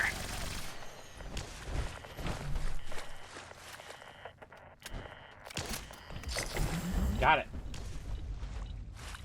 All right, nice job, everybody. Big love, big love. And that's a GG. I think he's using his chronic thing. Cool. And there we go. Big love, big love. Nice job, everybody. Shred. We have a good time, everybody. Again, I find this is what makes games great, everybody, is that you have a good time together. Doesn't matter what the game is, as long as you're having fun as a crew. That's what makes it fun. All right, now come and join us, everybody. We're going to get into it. We're going to start doing some events here. I feel like we're just going to start off with a nuke. I think that's what we're going to do. Straight for the nuke. Everybody get prepped and ready. All right, we're going to start off with a nuke today. Let's get prepped and ready. To battle! First, we're going to run a battle, though, while we're teleporting. Let's get it going. I try to work these battles in between teleporting and all of that. And thank you again to Suds trying to remind me to hydrate, but of course I got busy there. So let's do some posture check and some hydration. Whoa, almost dropped it on myself. I've done it before on stream. One thing I've found as I'm getting older as well is that my hand-eye coordination is not as great. I do stuff like, you know, I open a water and all of a sudden I do that like shaking thing because you're like trying to protect yourself from dropping it. And then I end up just spraying it all over myself. It happens. You know that kind of nervous twitch that happens. Cinder and Rotisserie G walking away with some loot. Look at that, Cinder. Look, you're getting some loot already. And then OSK coming in. MVP with the 4 kills. Nice job working together, everybody. Look at that. A little bit more. Oh, look at that. With another tier down. Oh, we're inching our ways to those 40s again. We've actually made it to tier 45 before. That's a long way. Going right down the middle again. Keeping the battles going. There we go. And let's see. Just kamikazing my bomber in there. See how many of them I can take out. Let's see. Quest. I did say one of my quests was done. So let's get that done so we can get another quest in there. We're not going to place any Templars for now. Bam. Right over there. All right, there we go. I just try to put as many of my units in as I can to get as many scrolls as I can, trying to get them all up to max level. Let's go ahead and jump back to 76. Let's go.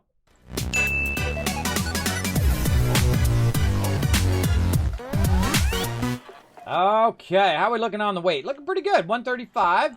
Because we haven't really got into any events, and we kind of missed a few of the events there. Do we got anything going on? No, nothing going on there. So I feel like it's nuke time, everybody. Let's get it going. So what we're going to do is we first got to check and make sure that we have some nuclear key cards. I want you guys to be ready with the nuclear key codes in the chat. Where are my... what the heck are they called? Boy, I forgot what they're called. I know I got a bunch of them. Oh, they're not in here. They're in my, they're in here. There we are. Nuclear, that's what I thought. Nuclear key card. And I like to bring about 3 or 4 of them in case you screw up. Because sometimes you screw up typing in the code, and then you lose your key card, and then you got to run all the way back out, get your key card, and then run all the way back in again. That's not good. So bring extras.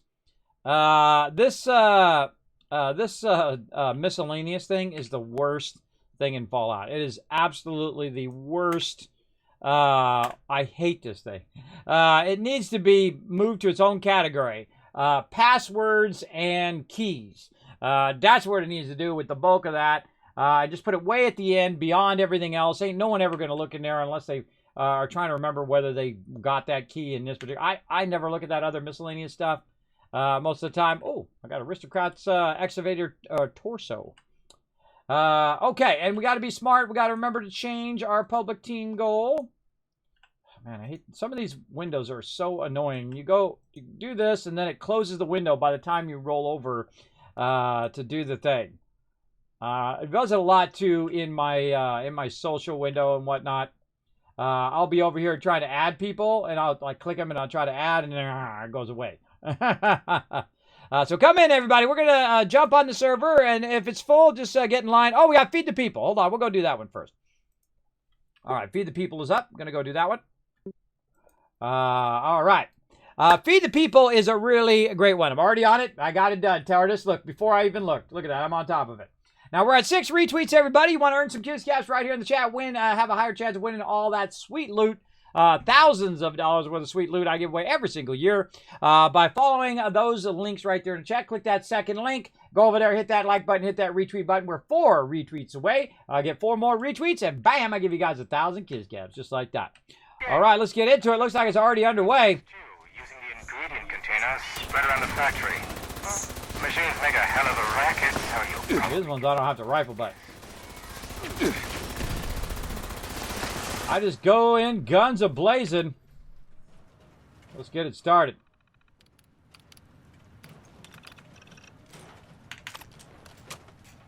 All right. Now, why is this one great? Well, this one's great because you're getting a lot of food that is going to help you get more XP, which is great if you can grab it. There we go. I had a little trouble grabbing it there. Now, it's even better if you have a jetpack or something like that. You can get up there. Watch this, everybody. I don't have to do anything. Just bam, it automatically opens it. Reason why is because I have my legendary perk. Allows me to get past any terminals or anything like that. Easy peasy. So now what we got to do is we got to pick up all these random vegetables and things like that. And we put it into the hopper. And I just happen to know where a bunch of them are. Right over here. And then there's some in here. Grab all of those. And then you run them all over here. There's one over there. And then you put them in here. Now what you want to do is as quick as possible so you get this done. Bam! Done. Just like that. And then now it's going to start up. And I got my little spot I like to hang out at. Usually up above. But I actually found, I don't think I've ever been up here before. Oh, Mr. Mackle already up there. I don't think I've ever noticed this stuff up here before. And I've done this quest, I don't know, hundreds of times. And I never noticed those were up there. And so that's like my new spot. But Mr. Mackle is there. And then also over there where Moose is, usually like to stand. But I'm usually watching this corner over here. And I usually use my explosive shotgun. The reason why is you can move the mobs away too. You can just keep blasting them. You can move them away from the area so that you know they're going, oh, what's wrong with my shotgun? Why do they make stuff that's broken? My shotgun's broken. Look, it says 397 ammo. It's always something, everybody. It's always something that's broken in this game. But, you know, that's how game development goes. I could send it in as a bug, but I got enough time to, beta test every game in the world. It happens every now and again. If I log out, log back in again, usually it fixes it. So. Proceeding with search protocol. think I'll hang out in this corner today.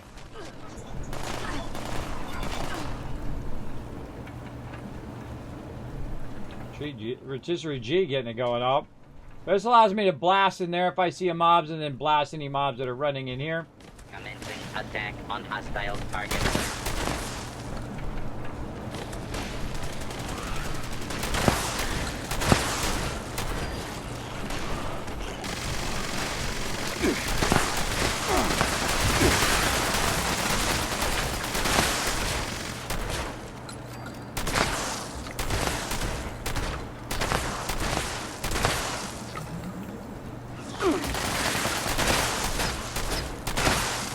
The great thing about explosive shotgun is you don't have to really aim.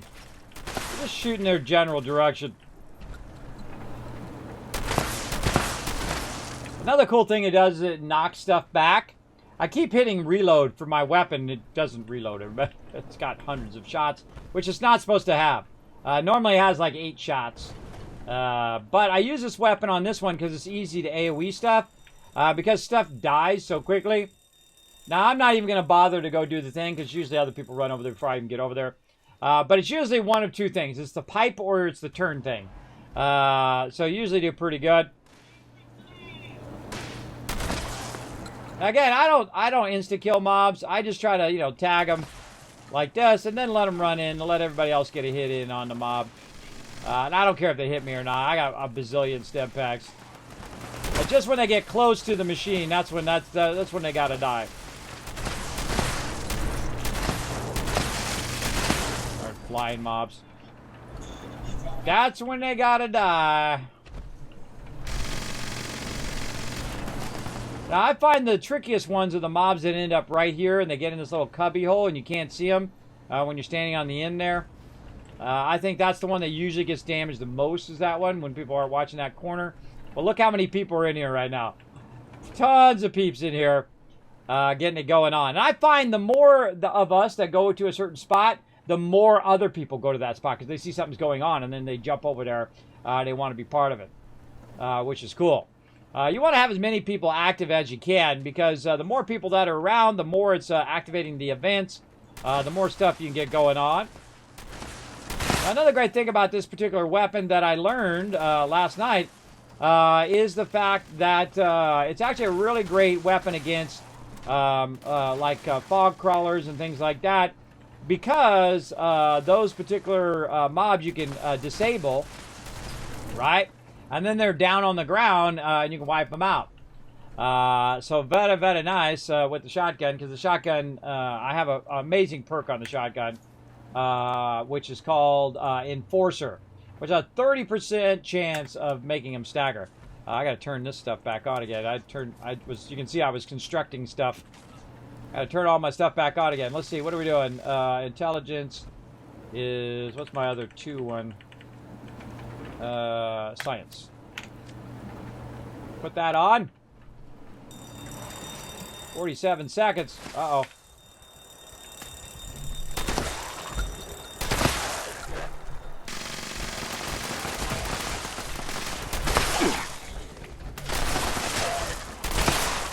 They run for the thing, then I blast them. But otherwise, I just let everybody get a hit. This way everybody's getting the loot, you know. I can be greedy and just go to town on them. Sometimes they're also slowing down the spawn, so again, see, I just drag them in. Come on, guys. My event's almost over now.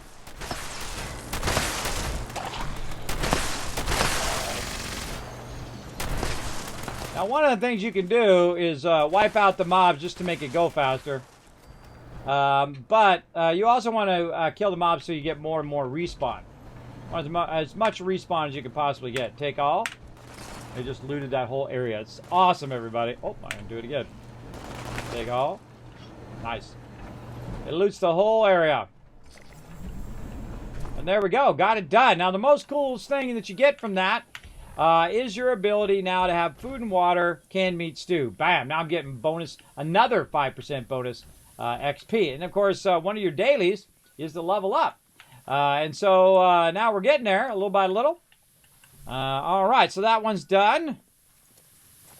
All right, let's go ahead and do a nuke. Let's do Bravo today. Kind of feeling Bravo for the nukes, which is up at the top. Let's go do it. Oh, there's somebody already in there. Proto. Well, let's go in there and lend a hand. All right, going to Bravo. Somebody already in there trying to get a nuke going on. So I'm going to bounce out of here, and now that I got my bonus XP, I'm going to go and get that going on. Now, I'm also going to try to work on my weeklies. I'm going to try to get all of those done today, and if we have enough time left over, we are going to do maybe some breakwaters today. I kind of feel like playing a little bit of breakwaters today. Sounds pretty fun. Attention, citizens. Nuclear strike imminent. Well, I guess I don't need to do that, do I? Let's see, how do they do the strike? Quick, put my Kismet kill box up. Thank you for your cooperation. Ah, there's always somebody with their camp in my way. I should do it right when I log in. I should just... Too bad you can't have two camps up at the same time. Well, hey! Well, that made it easy, didn't it? We don't have to run it. Someone got it. Drop shotgun ammo, fix the bug ammo clip. Oh, that's another great way. Yeah, hacks. I don't make the games, everybody. Don't blame me if the thing's broken. I don't make them. I just play them, you know. I'm not here to, you know, fix everybody's stuff. I got enough things to take care of. I'm like Mr. Fixer all the time, fixing stuff every day. Oh God, this isn't working. The microwave doesn't work. My phone won't turn on or whatever. All day, every day is something. Someone put their camp there. I could have put my kill box down. Whose camp is that? TARDIS, is that your camp? Because it was my camp. I've moved it. Yeah, if you can move it way out of here, then I can bring up the kill box. I see there's a camp right here. Yeah, it might take a while to trigger, but I did move it. Robots coming in. What up, Gutsies?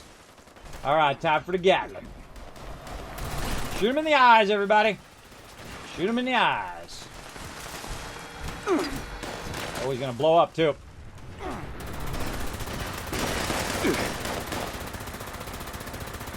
Disease, Scorch Piece. Oh, this guy's toast. Man, I'm getting some hits in on this guy. That's a low level Scorch Piece right there. I was going to hit him for like 25. Normally, I don't hit him for that much.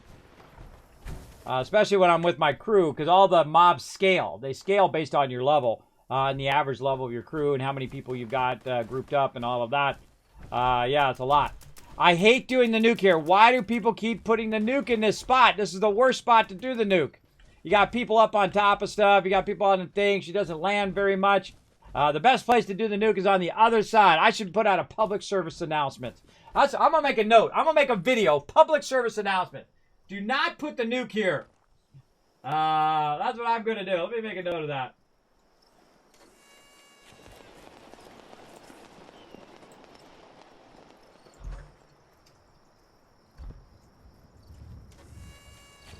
All right. I made a note. I may or may not do it. May or may not do it. We'll see. Another one of my mini ideas for the big idea list that I could potentially do, but might not have enough time to do it. Here comes the nuke. Boom. There it goes. Let's run out here and get a hit in. Get a hit in on the Scorch Piece Queen so she comes this way.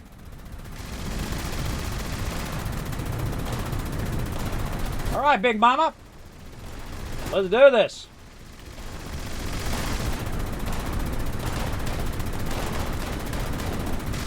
Oh, right off the bat. Look at me bringing her down.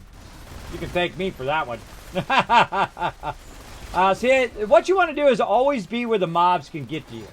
If you're up on top of these fences or on top of your camp or something like that, what it does is it makes the mobs confused. They can't get to you. And it takes longer for the Scorch Piece Queen to come down. It takes longer to do everything because the mobs can't get you. Just, you know, collect more stem packs. And let them get to you so you can kill them faster. There's some mobs on me. For some reason, I always have mobs on just me. There's like 20 people here. And the mobs come after me alone. Well, in this case, they were after Moose there. Got your back, Moose. Oh, this crew is going slow. Now, see, I can always tell how OP everybody is. Where'd you go? Based on how quickly the Scorch-Beast Queen goes down. Hey, this is a pretty decent group. This is like a minute and a half, and she's already reset. Not bad, not bad. I've actually seen her die in a minute and a half. That really tells you. There's always a bunch of mobs out here, like, tagging you out of nowhere. Oh, she's back down again. I heard her land somewhere.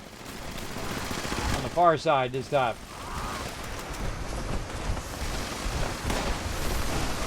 That's what's nice about having some fusion cores. I actually have more fusion cores on me now than I started. I had 24 fusion cores and now I got 30. That's from doing the dailies.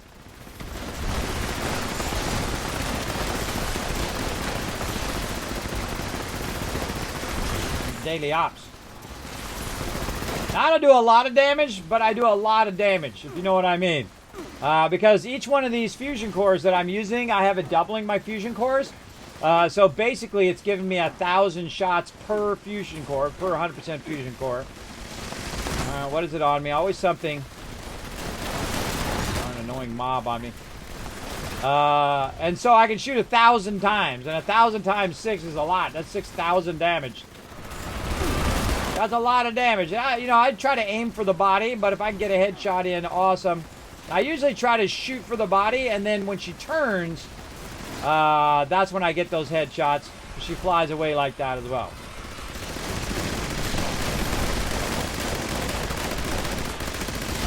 And she's going to do her weird fly away thing. She does it sometimes. I thought there was somebody out here shooting me. Look out, Mr. Scorched. I shoot back. Come on, big girl. There we go. And she's down. Now, here's what you want to do. Hit R and then take all. Yes. Boom. And it just looted the whole entire area. You don't have to do that whole running around finding all the piles of loot anymore. It just loots the whole area. It is the greatest thing, everybody. And there's that level up. Now, it's the battle after the battle. I'm under the Scorch Beast. That means a whole bunch of other stuff going to show up, like the Mirror Queen here. Let's go. Wait till she pops up and wipe her out. Bam! Who else? Normally, a whole bunch of mobs pop out of nowhere. Bang! 423. We're getting up there now.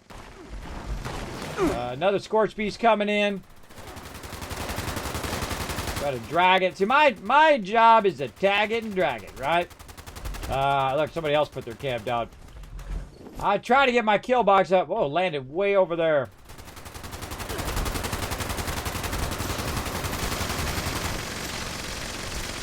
I'm not running after it. I don't run after mobs anymore. They can come to me or I'm just not going to bother.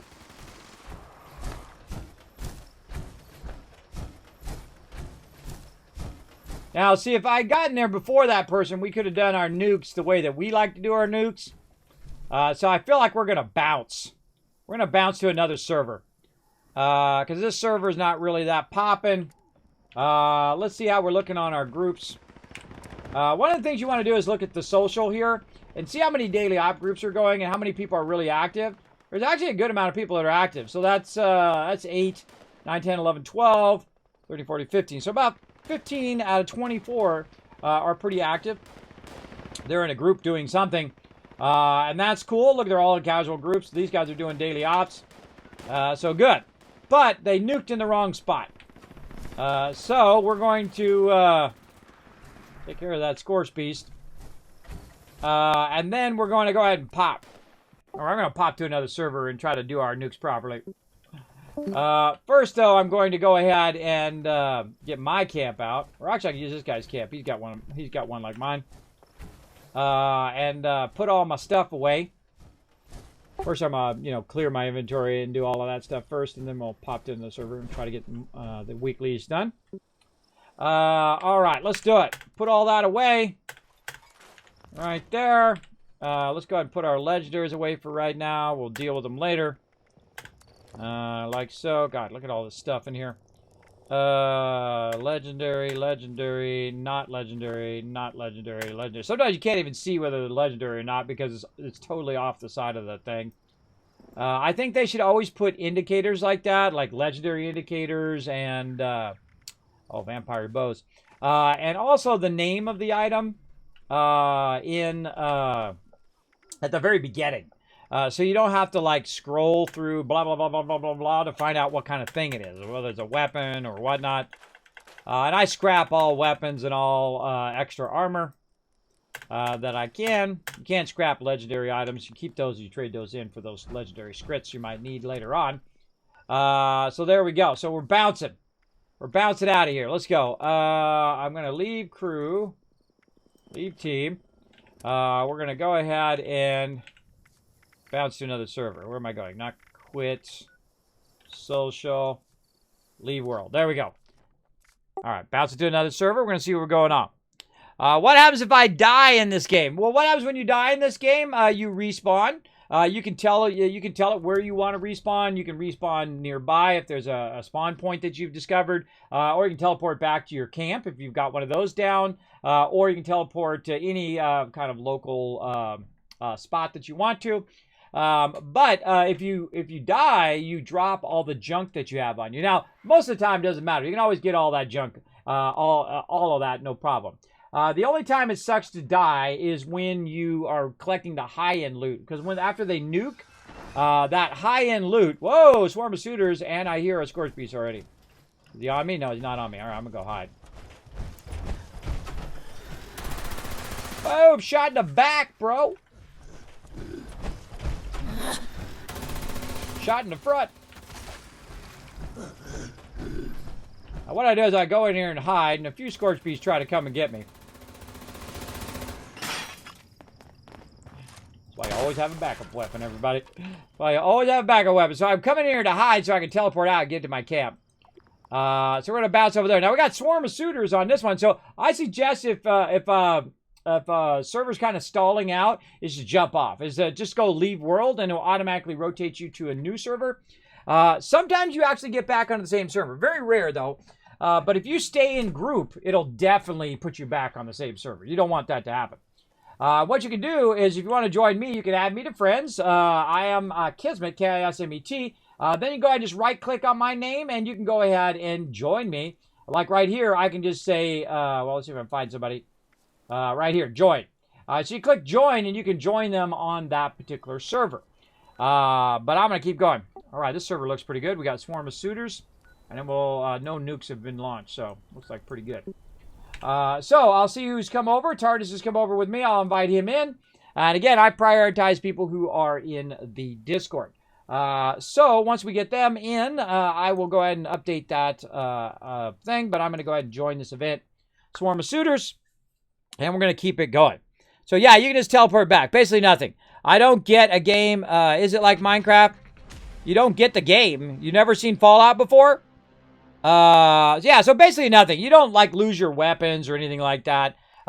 You just drop your junk material. Now sometimes, again, that can be high-end material that you just drop, which really sucks, because you need that high-end material for doing your high-end stuff, which I can explain all the high-end stuff to you, but you get the general idea. Big one. Fireworks are heading to the island in Grafton Lake. Oh God, what is this? Don't let them call the Queen. You know what will happen then. We'll wipe it out. That's what'll happen.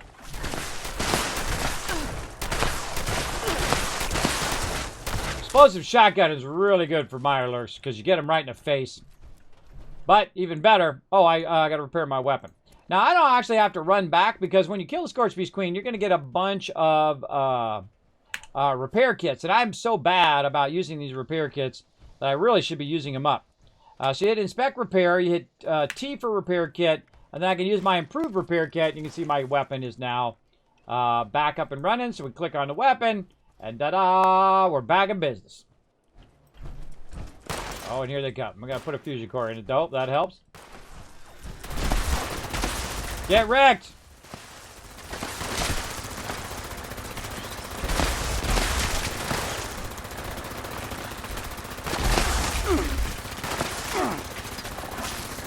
Always the sneaky ones.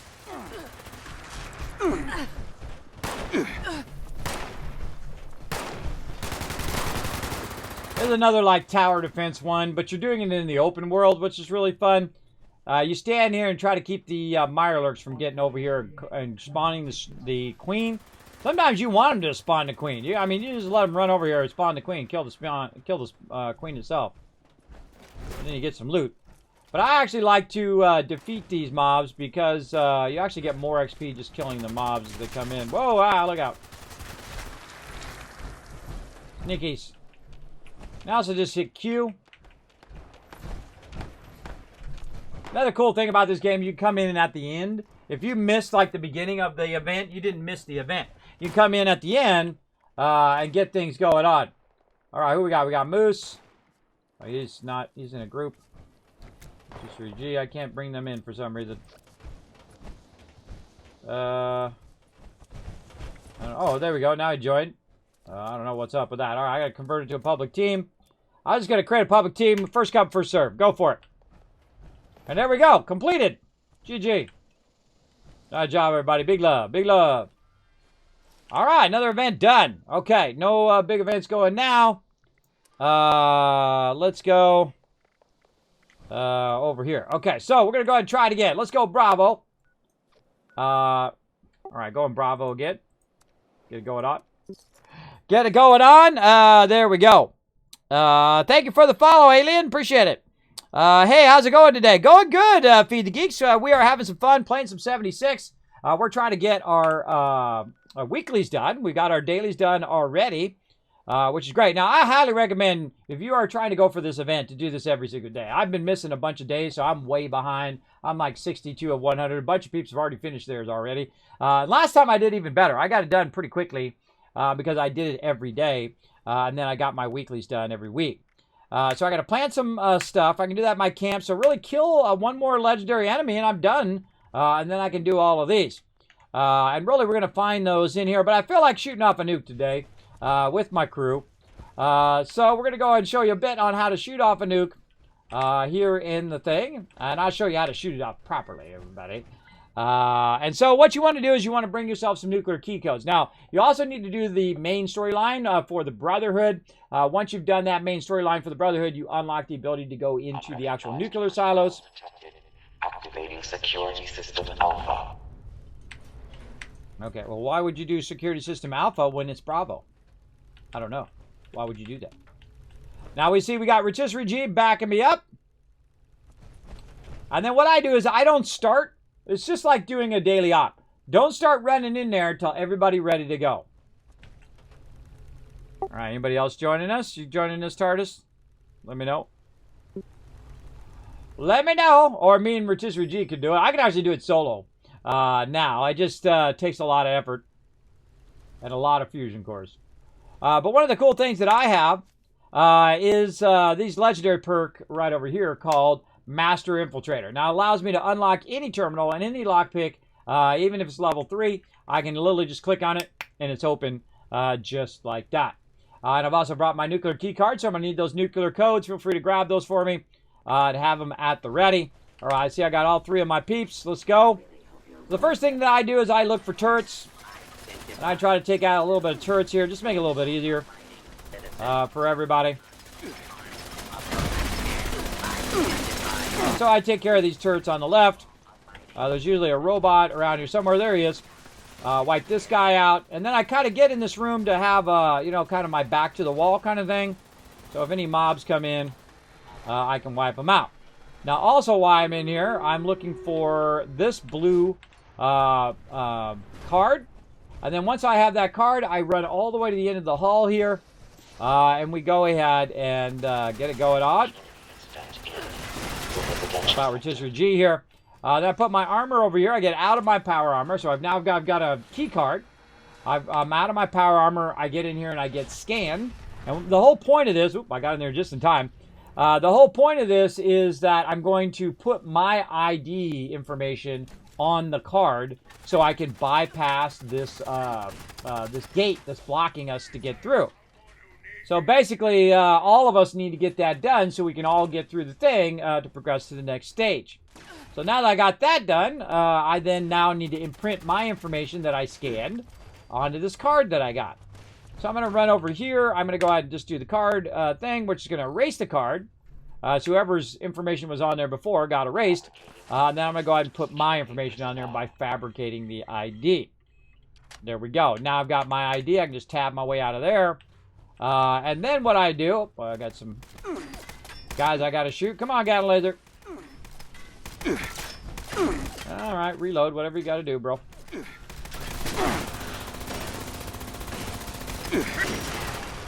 There we go. And then I run in here. I go ahead and just use the card now on the thing. I swipe the card, and it's going to open up that door over there so I can get through there. And so I try to keep the area secure. Make sure everybody's got their card. I see Rotisserie G still working on his. Then once I get mine done, then I'm just basically waiting for my crew. Once my crew is done, I see everybody's looking good. We can now pass this gate. And so I'll go over here and I'll see if everybody can pass the gate. Key card detected. TARDIS is good. To the control room with your nuclear key card and Yeah, I'm still launch running code around. to initiate. Okay, the he's still launch. running around, he said. So then we'll watch over him.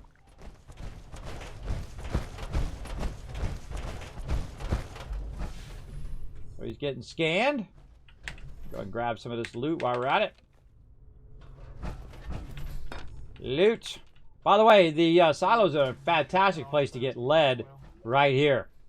See this? You grab all this lead. Now what I do is I grab the lead and I run back out again. The reason why is because, you know, I'm just here to get the loot. So I grab the lead there. I grab this one, that one, this stuff over here. That's a bunch of lead that you can use for making bullets. So very, very useful. I gotta stay on point here. Watch his back.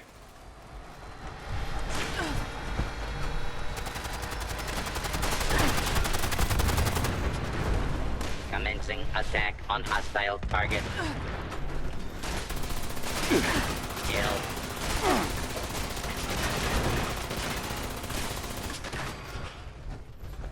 There we go. Oh, I can't remember where I need to wipe the card. Oh, right here, make a left at this junction right here.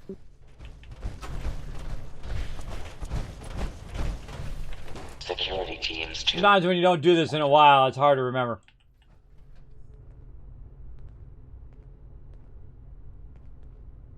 Yeah, I never beat people down for not knowing stuff, everybody. I feel like it's one of the worst things you can do in life, especially to your friends and the people you want to play with, is to make them feel stupid because they don't know something. That's what you don't want to do. If you want to build up a great team, don't make other people feel stupid.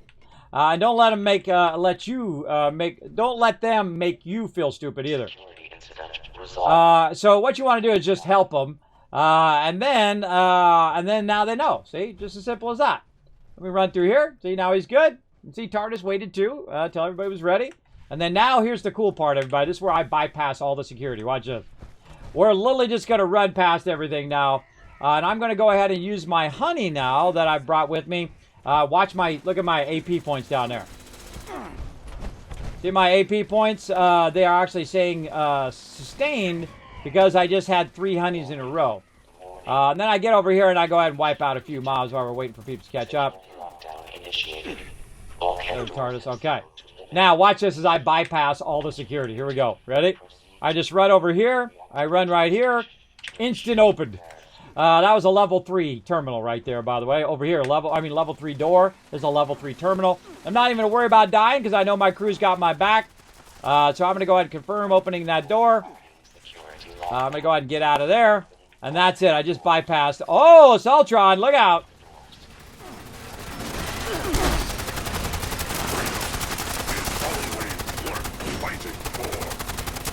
And we blast all these baddies. While we're waiting for the door to open. Door's open. Then we move on to the next what? Alright, door's open. Moving on. And then we move on to the next one. And then the same thing over here. Now, one of the things you want to do when you're running the silo, bring an explosive weapon. Because watch this. This is going to be fun. Bam! You just shoot all the terminals here, and it knocks all of these things out of the terminals. And then it's just like easy peasy, everybody. Just totally makes that so much faster. And then it brings the gate down. Then you do the same thing in here. You walk in here, start blasting all this stuff, and it brings it down. Now the cool thing is I don't even need to do this. You know why? Because I can just go ahead and bypass. Boom, open that door because I have Massive Infiltrator.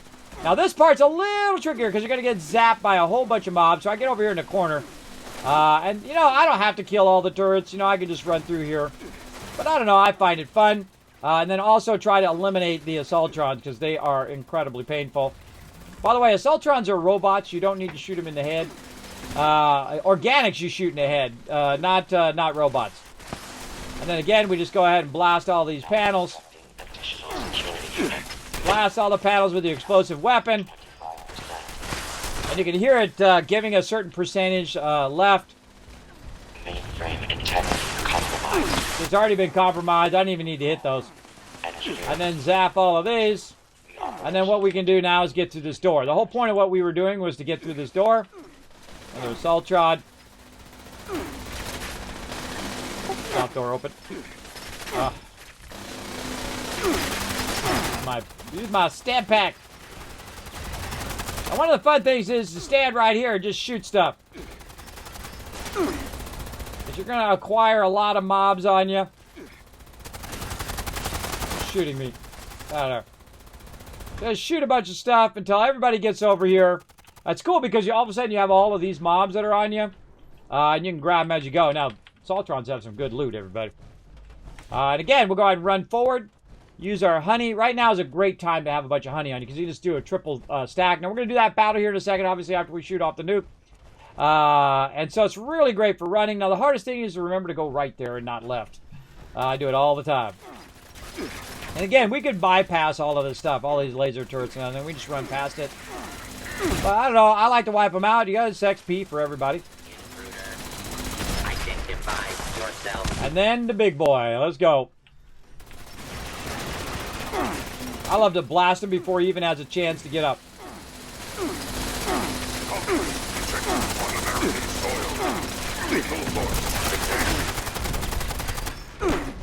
And there we go. Watch it.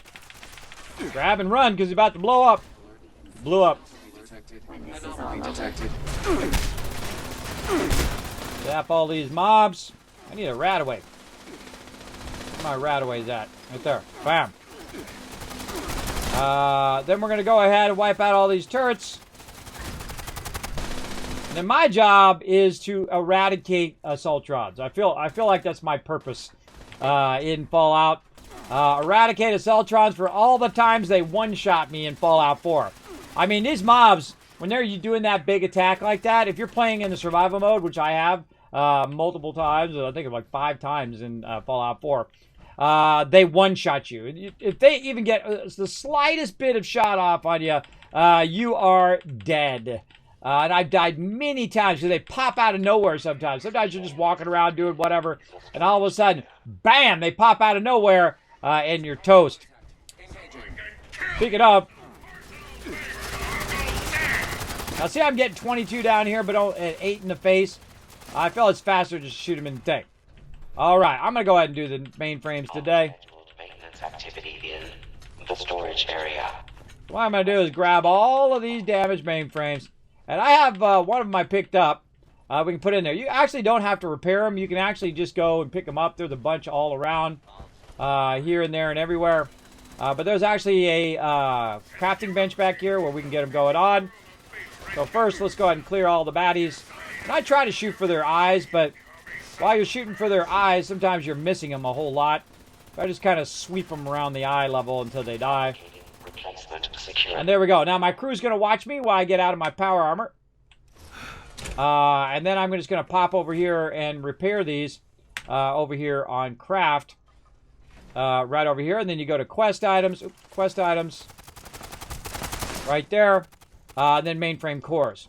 And then I just do as many as how many ever I picked up. And it cost me steel and probably the most valuable thing I think in Fallout 76, which is circuitry. Circuitry, I'm always running out of it because I'm always making turrets and giant kill boxes and all sorts of crap. Speaking of kill box, hold on, I should move the kill box now. Let's move the kill box now before I forget.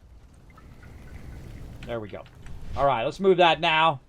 And hopefully we get this in. Okay, so we're going toward the exit. That's what I'm doing. Getting confused. Security teams to Sector Delta. Okay, now I slot all these various cards that I repaired. Whoa, whoa, whoa, they go a lot faster than they used to. Wow, look at that. And look, there's one actually laying right there, too. Now, watch out you don't end up with a bunch of these in your inventory because those things weigh a lot, everybody. I don't even save them. I just get rid of them. Oh, wait, we got to wait for it to update. Did you do all of them? Come on. Open the security door. There we go. Sometimes it, like, takes a minute. There we go. For it to recognize that you actually have control over the door. And there we go. And so, basically, we're just trying to make our way past different hurdles. Now, whenever you're dealing with nuclear weapons, everybody, don't run up to nuclear weapons and then shoot them. Like that giant nuclear missile right there. Also, a little lesson learned in Astroneer, do not put explosives in a shredder. Watch out for that, too. Now, because I do have this ability to go in and hack stuff, I can actually hack through this terminal here. Oh, if I could see it. Look down just a little bit more so it lines up properly. And then I can go in and actually go into launch commander control. And I can go ahead and remove his targeting restrictions. That means I took over a robot, and I'm going to tell that robot to just randomly start to shoot stuff. Hear it? I can also do that with the turrets. So I go into turret control, and I can tell the turret control to also, takes a minute for it to catch up, remove its targeting restrictions. So the turrets start shooting at each other and shooting at all the robots, and it causes all sorts of mayhem. I absolutely love it. That's one of my favorite things in running the nukes. Now look at this. They're just going to be out here doing the thing. Now, my crew knows to wait for me to do that, but look, they're all just shooting at each other now. All stations. So while they're busy shooting at each other, I run in here, sneak in here, get a few hits in. The launch prep sequence. And then we try to take out all of these things. Now, there's an assault trotter out here somewhere. We need to take that out, too. Usually there's a Assaultron right away. Always when I run out of bullets. Now, what we're going to do is we're going to start up the nuclear startup sequence. Now, I do it right away. Now, you can go around and clear all the turrets and do all of that. Oh, God, the thing is being awkward today. Stop being awkward, terminals. I think it's getting worse, everybody. Let me back up a little bit. Let me back up and see if that helps. There we go. Sometimes it helps to back up. So, we initiate the launch prep. Initiated. All personnel take your... And there we go. Now, what we need to do is we need to defend our little buddies. Our little robot buddies that are going to pop out and come out of here. Active. Proceeding to station. Now, this guy's our launch press chief. He's our control chief. He comes up here and he manages this upstairs. And what's going to happen is they're going to send a bunch of security teams, a bunch of robots, to try to kill us because we're not supposed to be in here shooting off nukes. My job is to try to protect this guy as best I can. Best I can.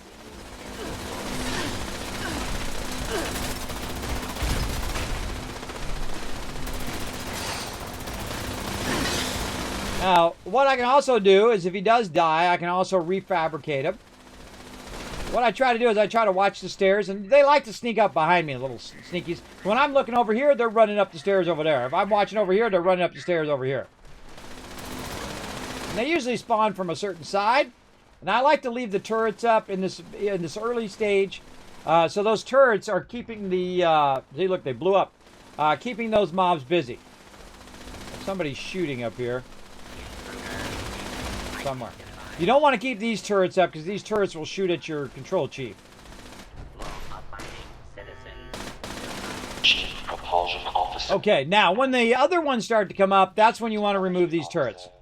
Because you don't want these turrets shooting at your peeps that are going to be walking out of here in a minute, right? Oh, look, see, they're already shooting at him. He's already disabled.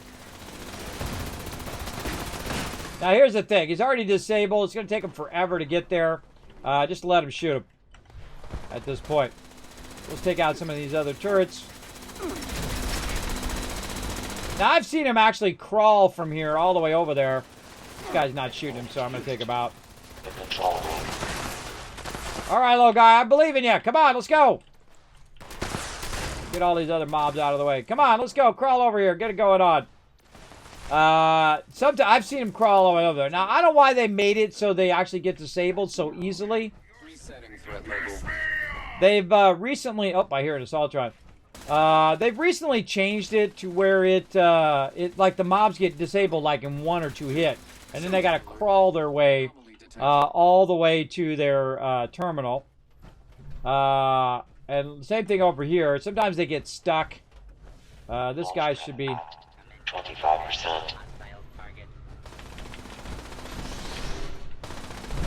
I don't see anybody at their station. Assembling reinforced. All right, well, look, there's one at his station there. Active. And now it's going to try to do all 5 chiefs.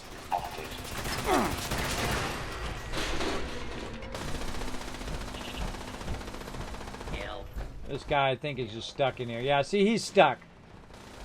Oh, Sultron somewhere. And every now and again, I look up there to make sure there's nobody up there. My job is to try to keep them from getting up there. Here comes one of our guys. And you want to get as many... Oh, there he is.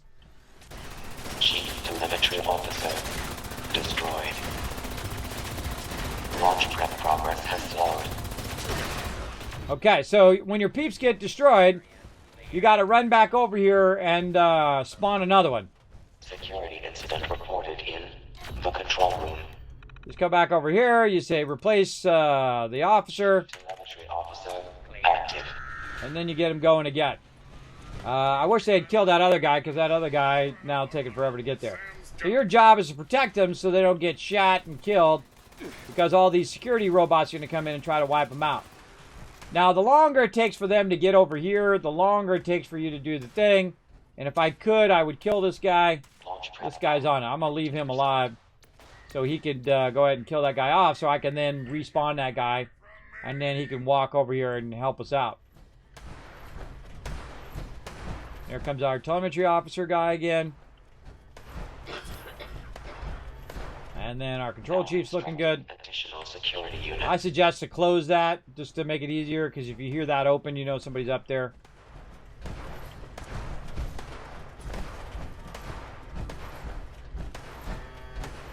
Just keep watching. What they like to do is come out and then go right in there. Okay, broken yet? Break that guy. Make another one that's not broken. Chief propulsion officer destroyed. Yay! All right, robots. Thanks for the help. Launch prep at 75%.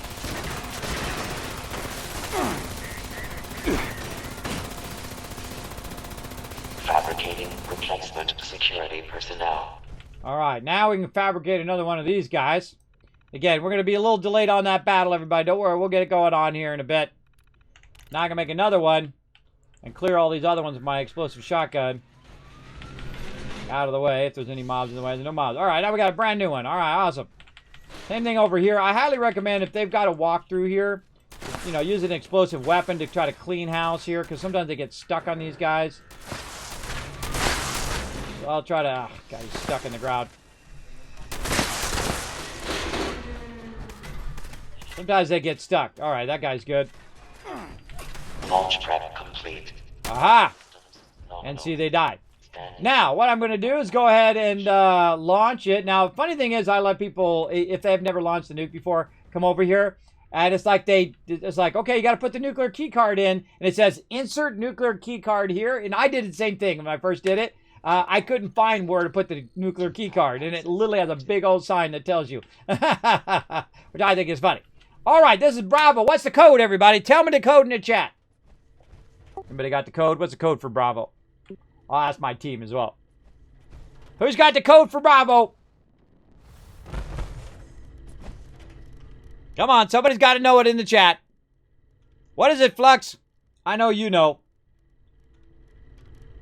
Give me the code. Code time. Nothing but code time. Da da da da. So normally you got to collect all these pieces and parts, which is really stupid. You should just go and you find the code and then you put the code in, everybody. It's too much to do all of that other stuff.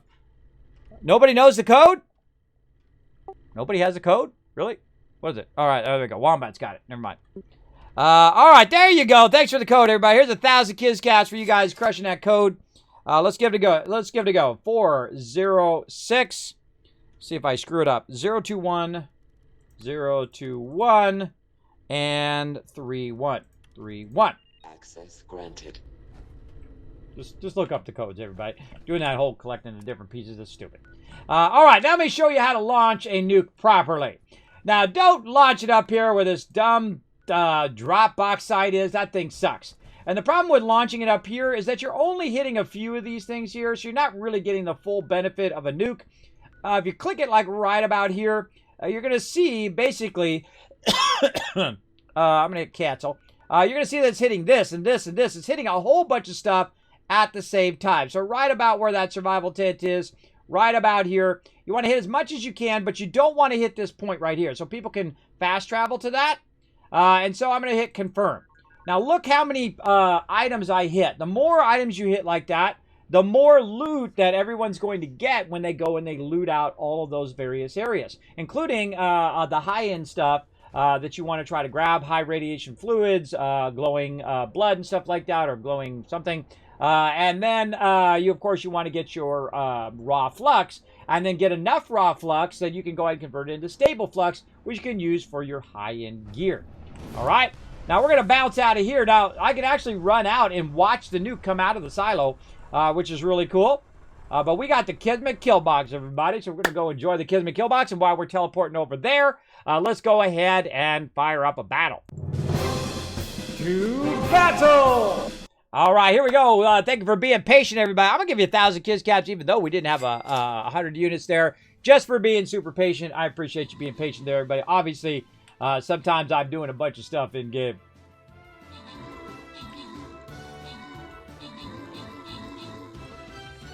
Speaking of wiping out some mobs, probably gonna repair all of my stuff.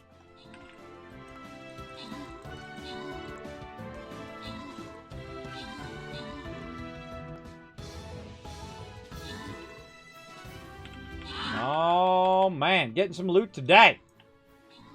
So got a minute and 36 seconds till we get this going on. How we looking? Oh, wiping them out.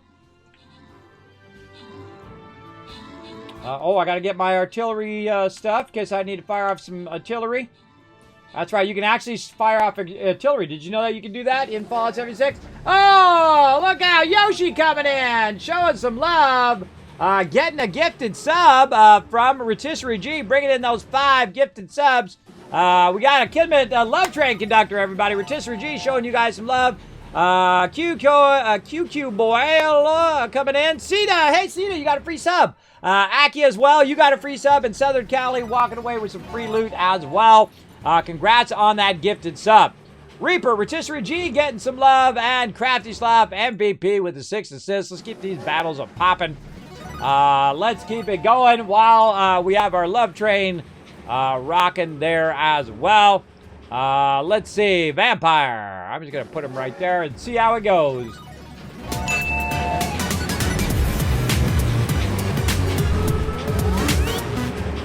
Now, I don't have little baby alerts, everybody, as I like to call them. I call them little baby alerts. I have full screen alerts, as you can see, because I want to show you guys off, show you some love. Now, if you just got a free sub, everybody, you lucked out, because guess what? You've got, of course, all the epic Kismet emotes. Hey, Crafty Sloth coming in as well, getting a gifted sub from Wombat. Also another 5 gifted sub. Thank you so much for the love today, everybody. Crafty getting some love. Twisty, we got Killing, we got Lawnsman, and Raiden all getting a gifted sub. Now you got, whoa, here comes the Nuke as well. Nuke in the background. Now I gotta need to do my job, everybody, which is to drag the Scorched Beast Queen to the Kismet Mega Kill Box. We gotta get that going on. Let's go ahead and try to tag her. Tag her and drag her. Let's go, Big Mama. Come over here, give me a big old smooch.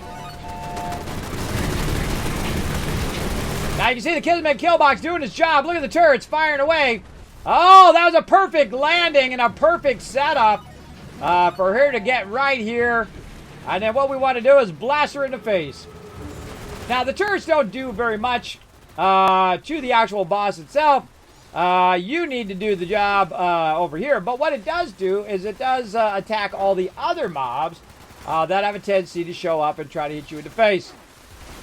Now, the best thing to do is actually turn her away from the turrets, so the turrets are shooting her in the back, and then she is attacking you.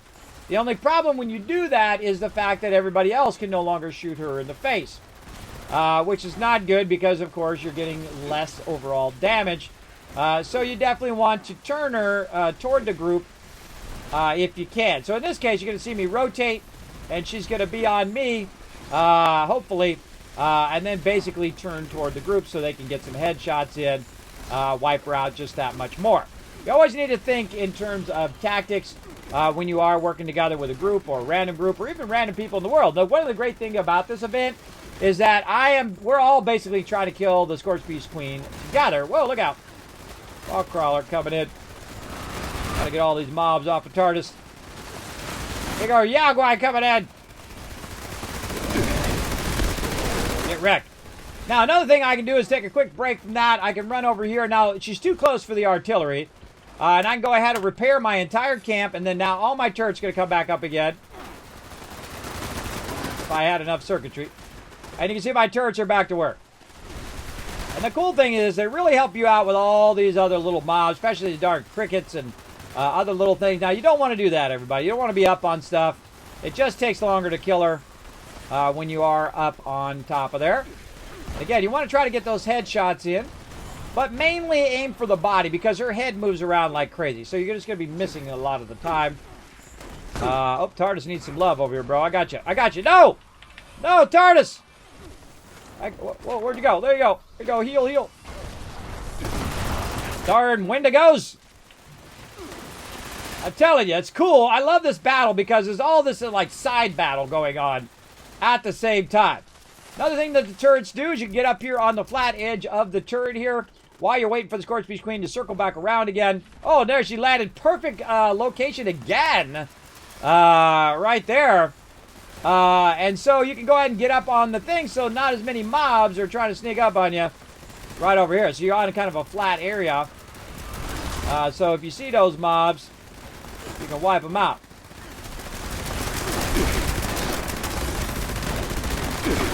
I always want to keep moving because there's always some mob on you at some point. Now, when she's really close like this, she's going to do a lot of damage to the kill box. Make sure that you do have a lot of circuitry on standby that you can use to repair all this. There's a dog or something on me. I can always tell. I can hear it. A dog, 2 scorched beasts on me. Again, I don't know why sometimes I feel like it's just me, everybody. I feel like it's just me getting hit by every single mob in the zone. Alright, I can do an AoE heal by using my stim pack. I've got a secondary Scorch Beast out here somewhere. We can try to melt down from way over here. Oh, she landed! I heard her. Oh, right outside the kill box again. Look, see, that's what this landing pad is for. This landing pad is to get the Scorch Beast on the landing pad and then use the kill box. Whoa. To use the kill box up here to help. And you can see some of those turrets are knocked out. Again, right over here. Burn some more of that. Up, and then now all the turrets are back up and running. We got another legendary Scorch Beast coming through. Scorch Beast Queen is now reset. Man, she is landing perfect today. Do not be up on my turrets. I need to make a side. Do not climb on the top of the turrets. If you're up on the top of the turrets, 1, the mobs can't get you, so they get confused. Number 2, the mobs are going to come after you and hit you while you're up there, the ranged mobs, and it's going to take out my turrets, and it costs me more circuitry to do it. Now, I'm going to actually up, and there we go. The Wasteland Tycoon GAT has been damaged, but no worries. We're going to go in here. We're going to inspect repair right in the middle of battle. We're getting wailed on by a bunch of stuff. And then go ahead and switch back to my weapon. Burn some stim packs. Look at this mayhem. I love it, everybody. I love it. So this is why this is a much better spot. Right? You can bring them over here, out it on the flat area. And you just have a good old time wiping them out. You got the kill box fired up. You got the Scorch Beast landing in perfect position here. This group's taking a while to kill the Scorch Beast, too. I got to get in here and lend a hand. We don't have as many high levels over here. All right, looks like we're going to have to put in some OT, everybody. Let's go. Let's kill this Scorch Beast. Go to town. We got to put in some OT, everybody, some overtime. Because everybody else doing very low damage to the Scorch Beast.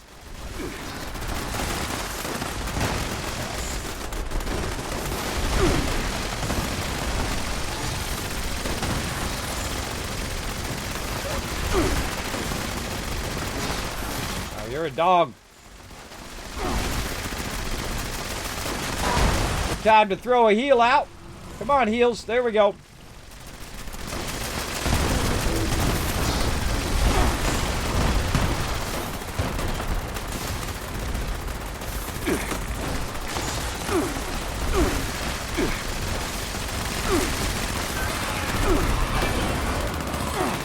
Look, 20 people here, but every mob for some reason on me.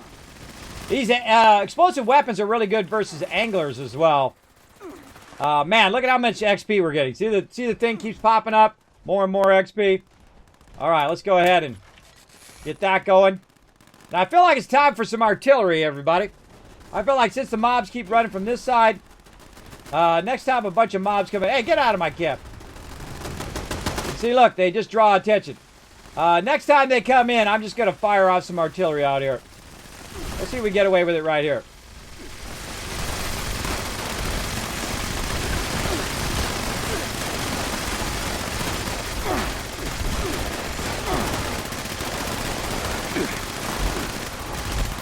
Try to get hits in on everything. Now, if I just let my turrets do the job, I don't get credit. So I have to, like, put in the effort.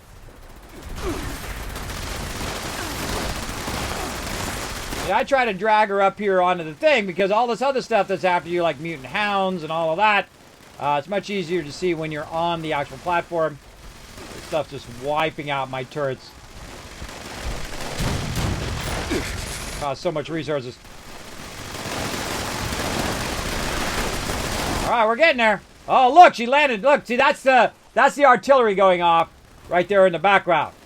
And again, this is why this is such a great area, because you don't have everybody up on that little thing, and you don't have the fences in your way and all that. You're nice open area to do it. Now, this crew right here, not my crew, but the random people in the world do not have big enough weapons to take this on. So we had to do a bunch of work there, everybody.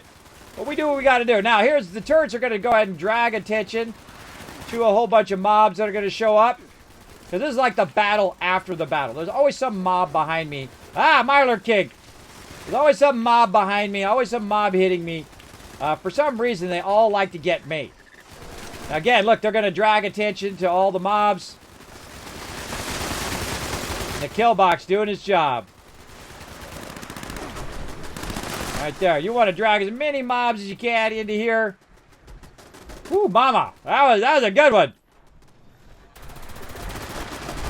Fog crawler out there. If you see the kill box shooting a certain direction, just shoot that way until it's dead.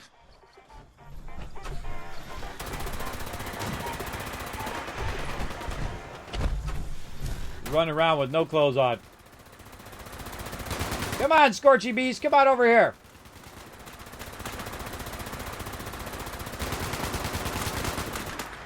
Now what I try to do is tag him and drag him. Here he comes. Come on, big boy.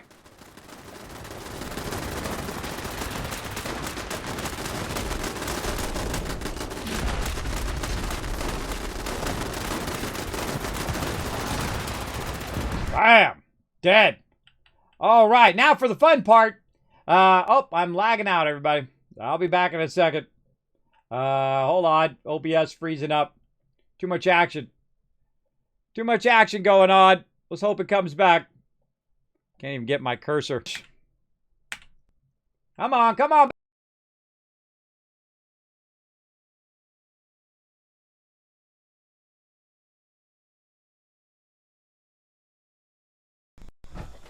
Now, when you can see and hear me put a 1 in the chat when I'm not slideshowing, you guys let me know.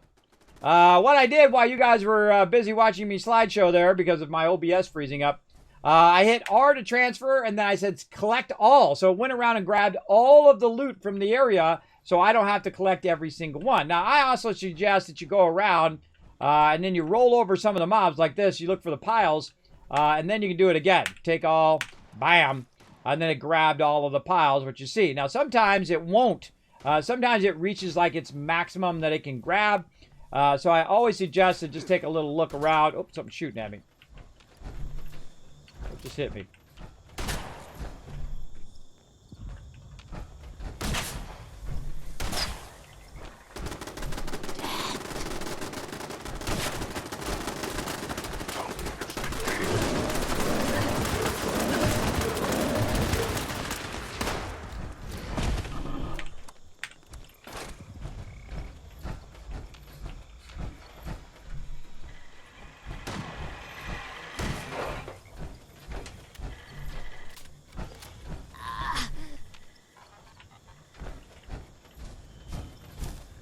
Where are you? I hear him hiding somewhere. There he is. He's stuck in the wall. I'll put you out of your misery. There we go. Mission accomplished. All right, you can see I've got a fusion generator there, even a decontamination shower, so you can get that off of there. Whole bunch of free patterns for everybody. Oh, another one coming in. Bring him in. Let's bring him into the S.p.e.c.i.a.l Eliminator, a.k.a. the Kismet kill box. Look at perfect landing, too. Perfect landing, right on the landing pad. Hasta la vista, baby. Now, you get out of here, too.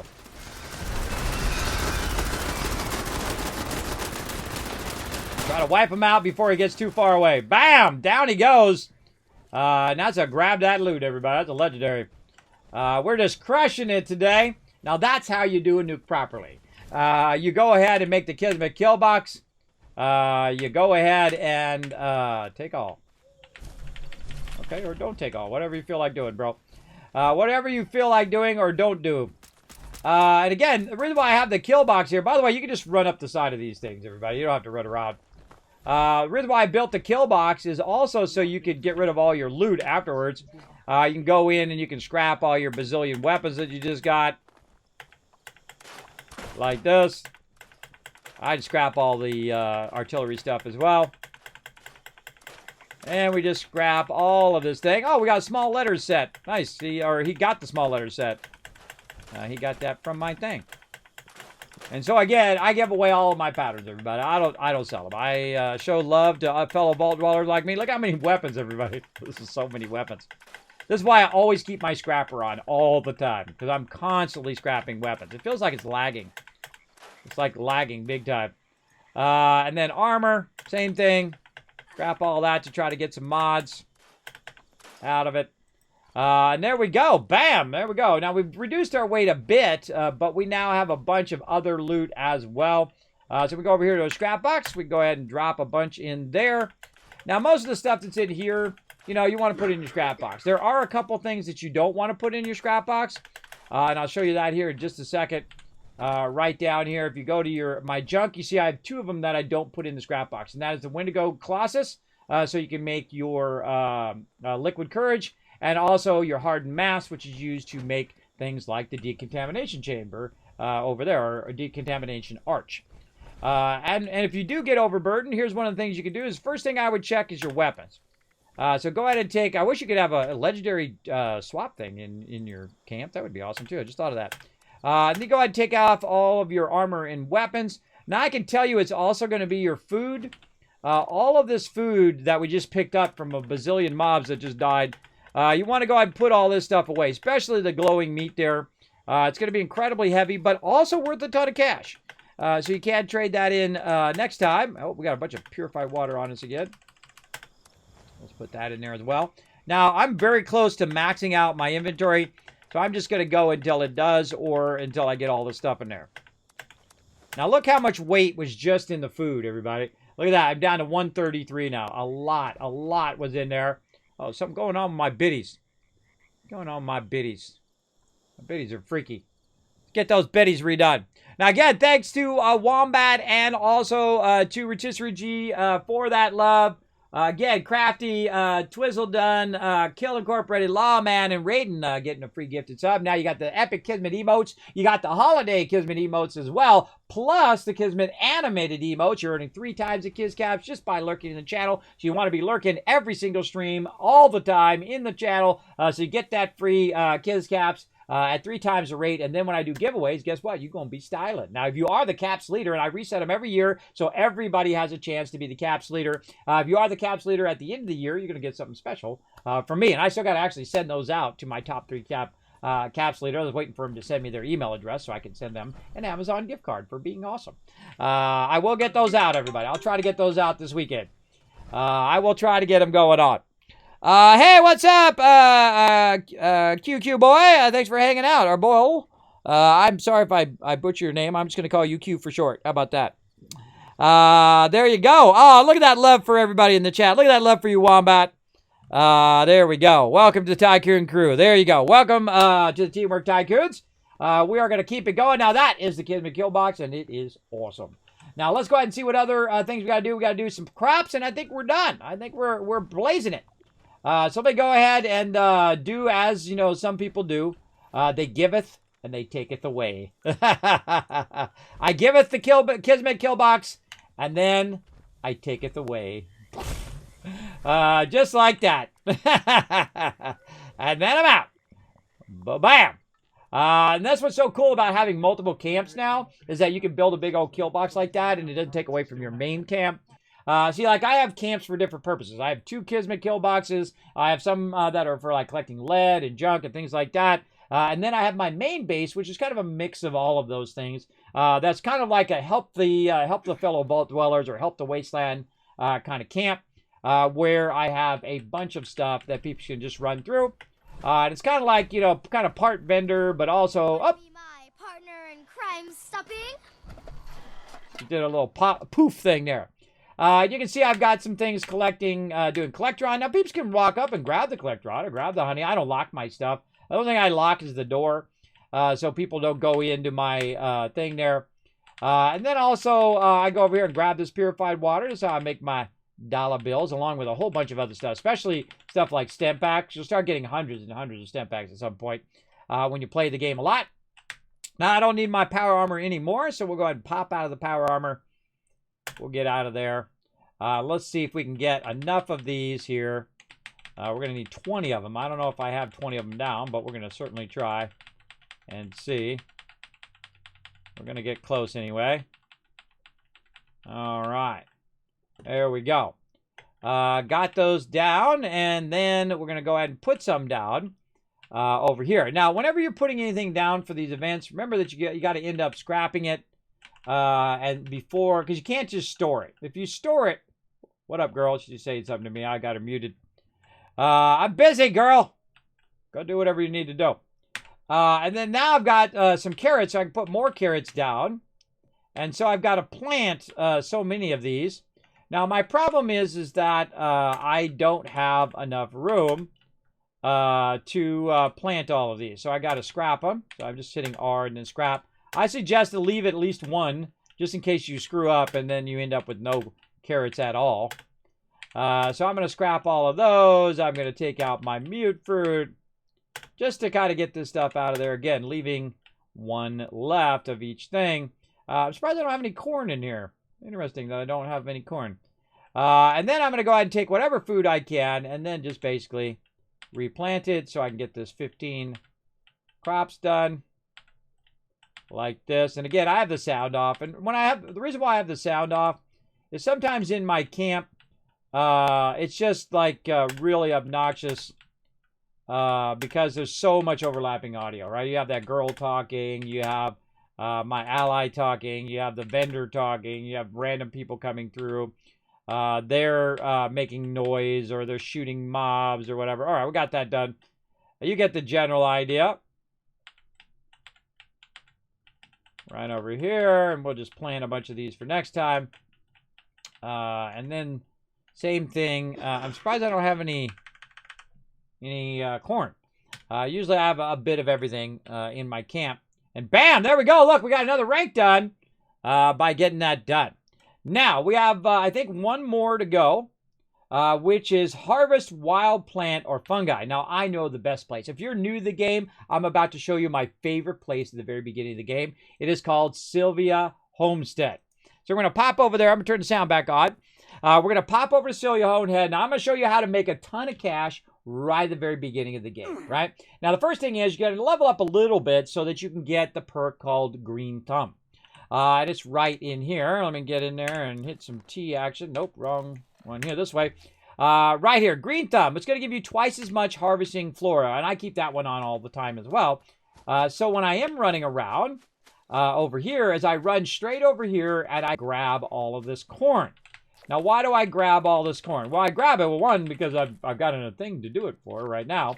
But before I was doing it, before they had all these events, I'm grabbing this corn because this is money in your pocket. There's 2 caps, 2 more caps, 2 caps, 2 caps, 2 caps, 2 caps, 2 caps. That's what you're doing right now. You should hear a cha-ching, cha-ching, cha-ching, cha-ching, cha-ching, dollar bills, dollar bills. That's what you should be hearing in your head right now. That's what I hear. Dollar bills right there. So I just collected a bit of it there, though. There's a ton of it right here, and it can't be destroyed because it's in the open world. But I basically just went in and collected here in the food and drink. You can see, where's it at? Corn. I just collected 66 corn there, just in that few seconds that you just saw me do it. You saw that I had no corn in my other base, and I couldn't put any corn down. Also, on the other side of this, there's a bunch of resources inside there, too, that I would grab. And then also there's a Quonset hut over here. If you know what a Quonset hut is, it's like a military building. And you want to go over here and check this Quonset hut because you might find something. Oh, super sweet. That's a T60 right there, too. That's a nice one at the beginning of the game. And you can grab those, get it there. Look at all this in here. We got shotgun ammo, whole bunch of random loot. And this is where I go to get my resources started at the very beginning of the game. I grab all of this. I grab all of this. And check out what's hiding right back here. Look at this guy. Look at this little guy. So I'll pick all those guys up, too. Scrap all that stuff for resources. Now, remember that frames also act as the ability to scrap stuff. Now, every time you stop, you see one of these frames or any other kind of workbench, you want to take a moment and scrap all this random stuff that you just got, including your mods. Those do weigh. So every time I see a workbench, I'm always thinking I need to scrap or reduce my loot. Because if you break down the junk, it weighs a lot less. So as we get that done, now there's some rad roaches over there, but I'm just going to avoid them for now. Run over this way. Now, once you get the corn over there, now you can just like level 5, everybody. It'll be real low level to run out here and run across here and grab all this stuff. Now, this is a capture point here, or a workshop. I'm just going to avoid that and run right out here. Now, look at this, everybody. A massive amount of razor grade. Now, I'm not going to pick it up because I'm going to be overburdened, but what you can do is literally get like 200 razor grade here, and that's 200 caps in your pocket, just literally running around, grabbing that. That's it. Bam, you just made 300 caps in that amount of time. And you can do it every single day that you log in. Every 24 hours or so, that stuff's going to respawn. You run out there, you grab it all, 300 caps in your pocket. Until you can get to a point in which you can make purified water or other things like you can use your Pharma perk to find a ton of various different resources like stem packs and rataways and things like that and sell that to the vendor. And then as you build up your camp and you unlock more and more stuff, your camp starts to work for you, including the ability to collect honey. Over here, I can collect junk automatically by using my Collectron. Right now, it's the puppy. I've got a bunch of other Collectrons as well. And there's other things you can do as well that I haven't even unlocked yet. Fertilizer and other fun things like that that you can have running at any given time. Now, one of the things I also discovered, everybody, is that you can have them actually at like a power plant. Now, Marcus already has this power plant. And I don't see anybody has a Minoga up here. But there are a few camps up here, which is nice. So I'm going to go capture the Minoga just to kind of give you an overview of how I get fusion cores. Now, normally I start with Poseidon, but somebody's already got it, so I'm not going to bother their camp. I don't do PvP, everybody. At least not in this game. I feel like Fallout does not lend itself to PvP. I think. Kids, want some plans to put in your vendor for people? No, that's okay. You can sell them from your camp. You know, if you want to, just sell them for free, put them in your camp, and peeps will want along and grab them. So I'm going to go over here to Minoga Power Plant. Now, only until recently, I didn't even know Minoga was an actual workshop. I actually had every single workshop except for Minoga because I'd never been there because it doesn't show up on the map until you actually discover it. So I highly recommend Minoga because it actually, once you do discover it, it says it has a few resources. It's wrong. It has a bunch of resources, a ton of them that are very, very useful, including acid. Now, acid is great for making ammo. And so if you want to make a ton of ammo, you want to have the trifecta, I call it, where you're getting all three. Now, I'm going to mute this lady, or this guy, because he always says that same thing every single time I walk over here. So what you want to do is you want to get the three going. You need steel, you need lead, and you need acid. And you need a little bit of other stuff too, like plastic and things like that, but those ones are going to be fairly abundant. But those three are very important. Now, I happen to realize that all three power plants, so there's three, there's Poseidon, there's Minoga, and then there's Thunder Mountain. All three power plants produce fusion cores. And of course, you have to go and power it up. But if you've unlocked the fusion generator like I have, then you're going to see how easy it is to make fusion cores. First, we'll take care of the local residents. There's always one behind me. Like this. And there we go. We've cleared it. That's it. 3 mobs, and it's cleared. Then we walk over here, and we go ahead and hit this one right here. We go ahead and claim that because no one else has claimed it. I'm going to go ahead and claim it. And again, I don't try to take things away from other people. I think that's not cool, bro. And you can see we've got the fusion core generator is right here. Now, on the map, it says, hey, you can get food, fusion cores, and water from this area. But that is not true. You can actually get nuclear material because you can see it right down there, and you can actually get that nuclear material. You can get wood from right up here. There's a wood node right here, as well as, there we go, we got the workshop. As well as, of course, you can farm fusion cores. Now, I have a bunch of pre-built stuff, some blueprints that I use in everything that I do. And what I need is I need to reduce the cost a little bit of what I'm doing. So I'm going to go in here to my thing, and let's take out, let's say field surgeon for right now. And then what I'm going to do is I'm going to get, wherever it is it in here or is it in here? Where the heck is it? Already using it? No. Oh, it's not. Wrong one. My bad. Put that back on. It's actually in intelligence. So let's take out science, and we're going to put constructor on. It's going to cost us 50% fewer materials to do some construction. I'd take adrenaline out, and I put in home defense so I can do my kill box. Because in a few minutes, it's going to say, hey, you got to defend this area, right? And so I want to have that ready. Now, I do have a thing where I can just put down a fusion core right there, like that, like a fusion generator. But on this particular one, I don't do that. I just go to generators. I go ahead and make a fusion generator, and it sits right up here where it has a less chance of getting destroyed. I've seen it get destroyed before, but literally that's it. So instead of powering up the whole entire power plant for the next 30, 45 minutes, screw that. That takes way too long. Unless you got a full day. If you're going to play all day long, then you want to do it at the beginning of your playthrough session and then be in game for at least 5 hours to get any benefit out of that. But this is now going to start this up, and in about, I don't know, 15, 30 minutes, that's going to have a few fusion cores. Now, it only goes to a maximum of 3 fusion cores, so keep that in mind. You don't want to just let it fill up and then not come collect it, because then you're just wasting those fusion cores that could be generated. Now, I'm going to go over here, and I'm going to go ahead and tap into some existing power right here. So I can go ahead and run this across to here. Now, every one of these little panels here, and this one is kind of broken, but you can get it from this one up here. Every one of these little panels here provide 10 power. Even when the fusion, I'm going to remove these cars too. If you didn't know, you can actually remove some stuff from the area. Make another one of these, and then I'm going to go ahead, connect these across. It's going to let me, there we go. That was a little awkward. And then just keep moving this way. Like this until it turns green.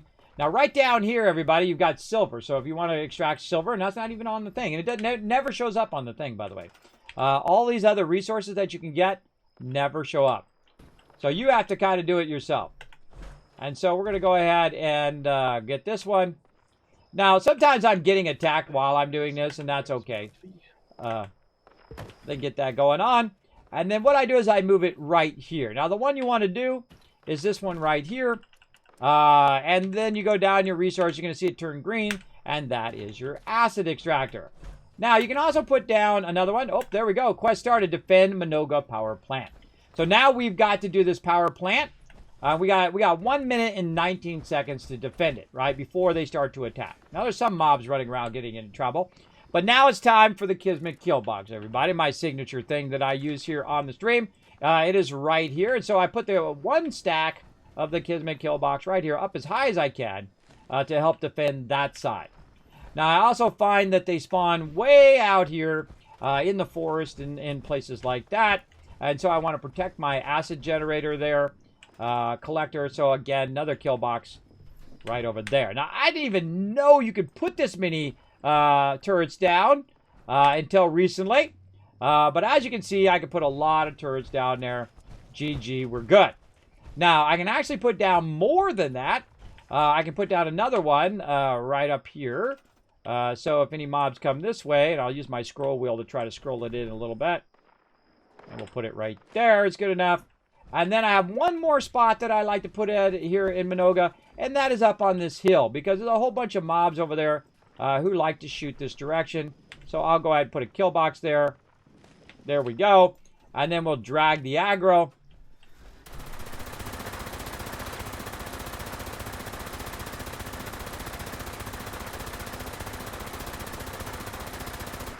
And the reason why you want to drag the aggro is so the mobs run over here and get close to the kill box. And then the kill box is going to do it. Oh, rad rats are coming in. See them all doing crossfire? Wiped them out.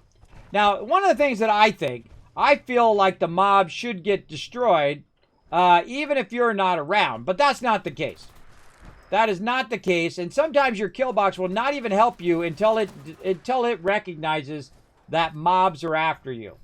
So you have to tag them a lot of times. You have to tag the mobs, and then the kill box say, "Oh, okay, there's mobs there," and then we'll shoot them. And I don't know if it's like a server lag thing or what. Oh, there they come. Or what? But it is an issue you got to watch out for. Now, one of the main things that happens in Fallout 4 is the turrets will auto-recognize threats and eliminate them, but it still has the same problem, where a lot of times that it will fail that defense, even though I know it will destroy everything without me doing anything. I can just be sitting here, and it will do all the work for me. Rat somewhere. There he is. It'll do all the work for me. Even if I wasn't here, it would automatically eliminate anybody who comes walking in here. You got to think, there's a lot of turrets, right? You got 4 turrets there. You got 4 turrets on that side. You got 4 turrets here. That's 12 heavy turrets shooting at anything that's trying to get up in my business. Now, what I'll do from here is I'll actually get all 3, get all of the fusion cores and the loot that I can get, and then I'll AFK. I'll AFK for about 20 minutes. I'll come back 20 minutes, 25 minutes or so before I get kicked out of the game. And I'll basically usually go back to my camp, sleep in my bed, and then come back, grab the fusion core, which you saw me just do. And then I will run over here and usually get myself a weapon that makes it easier for me to run.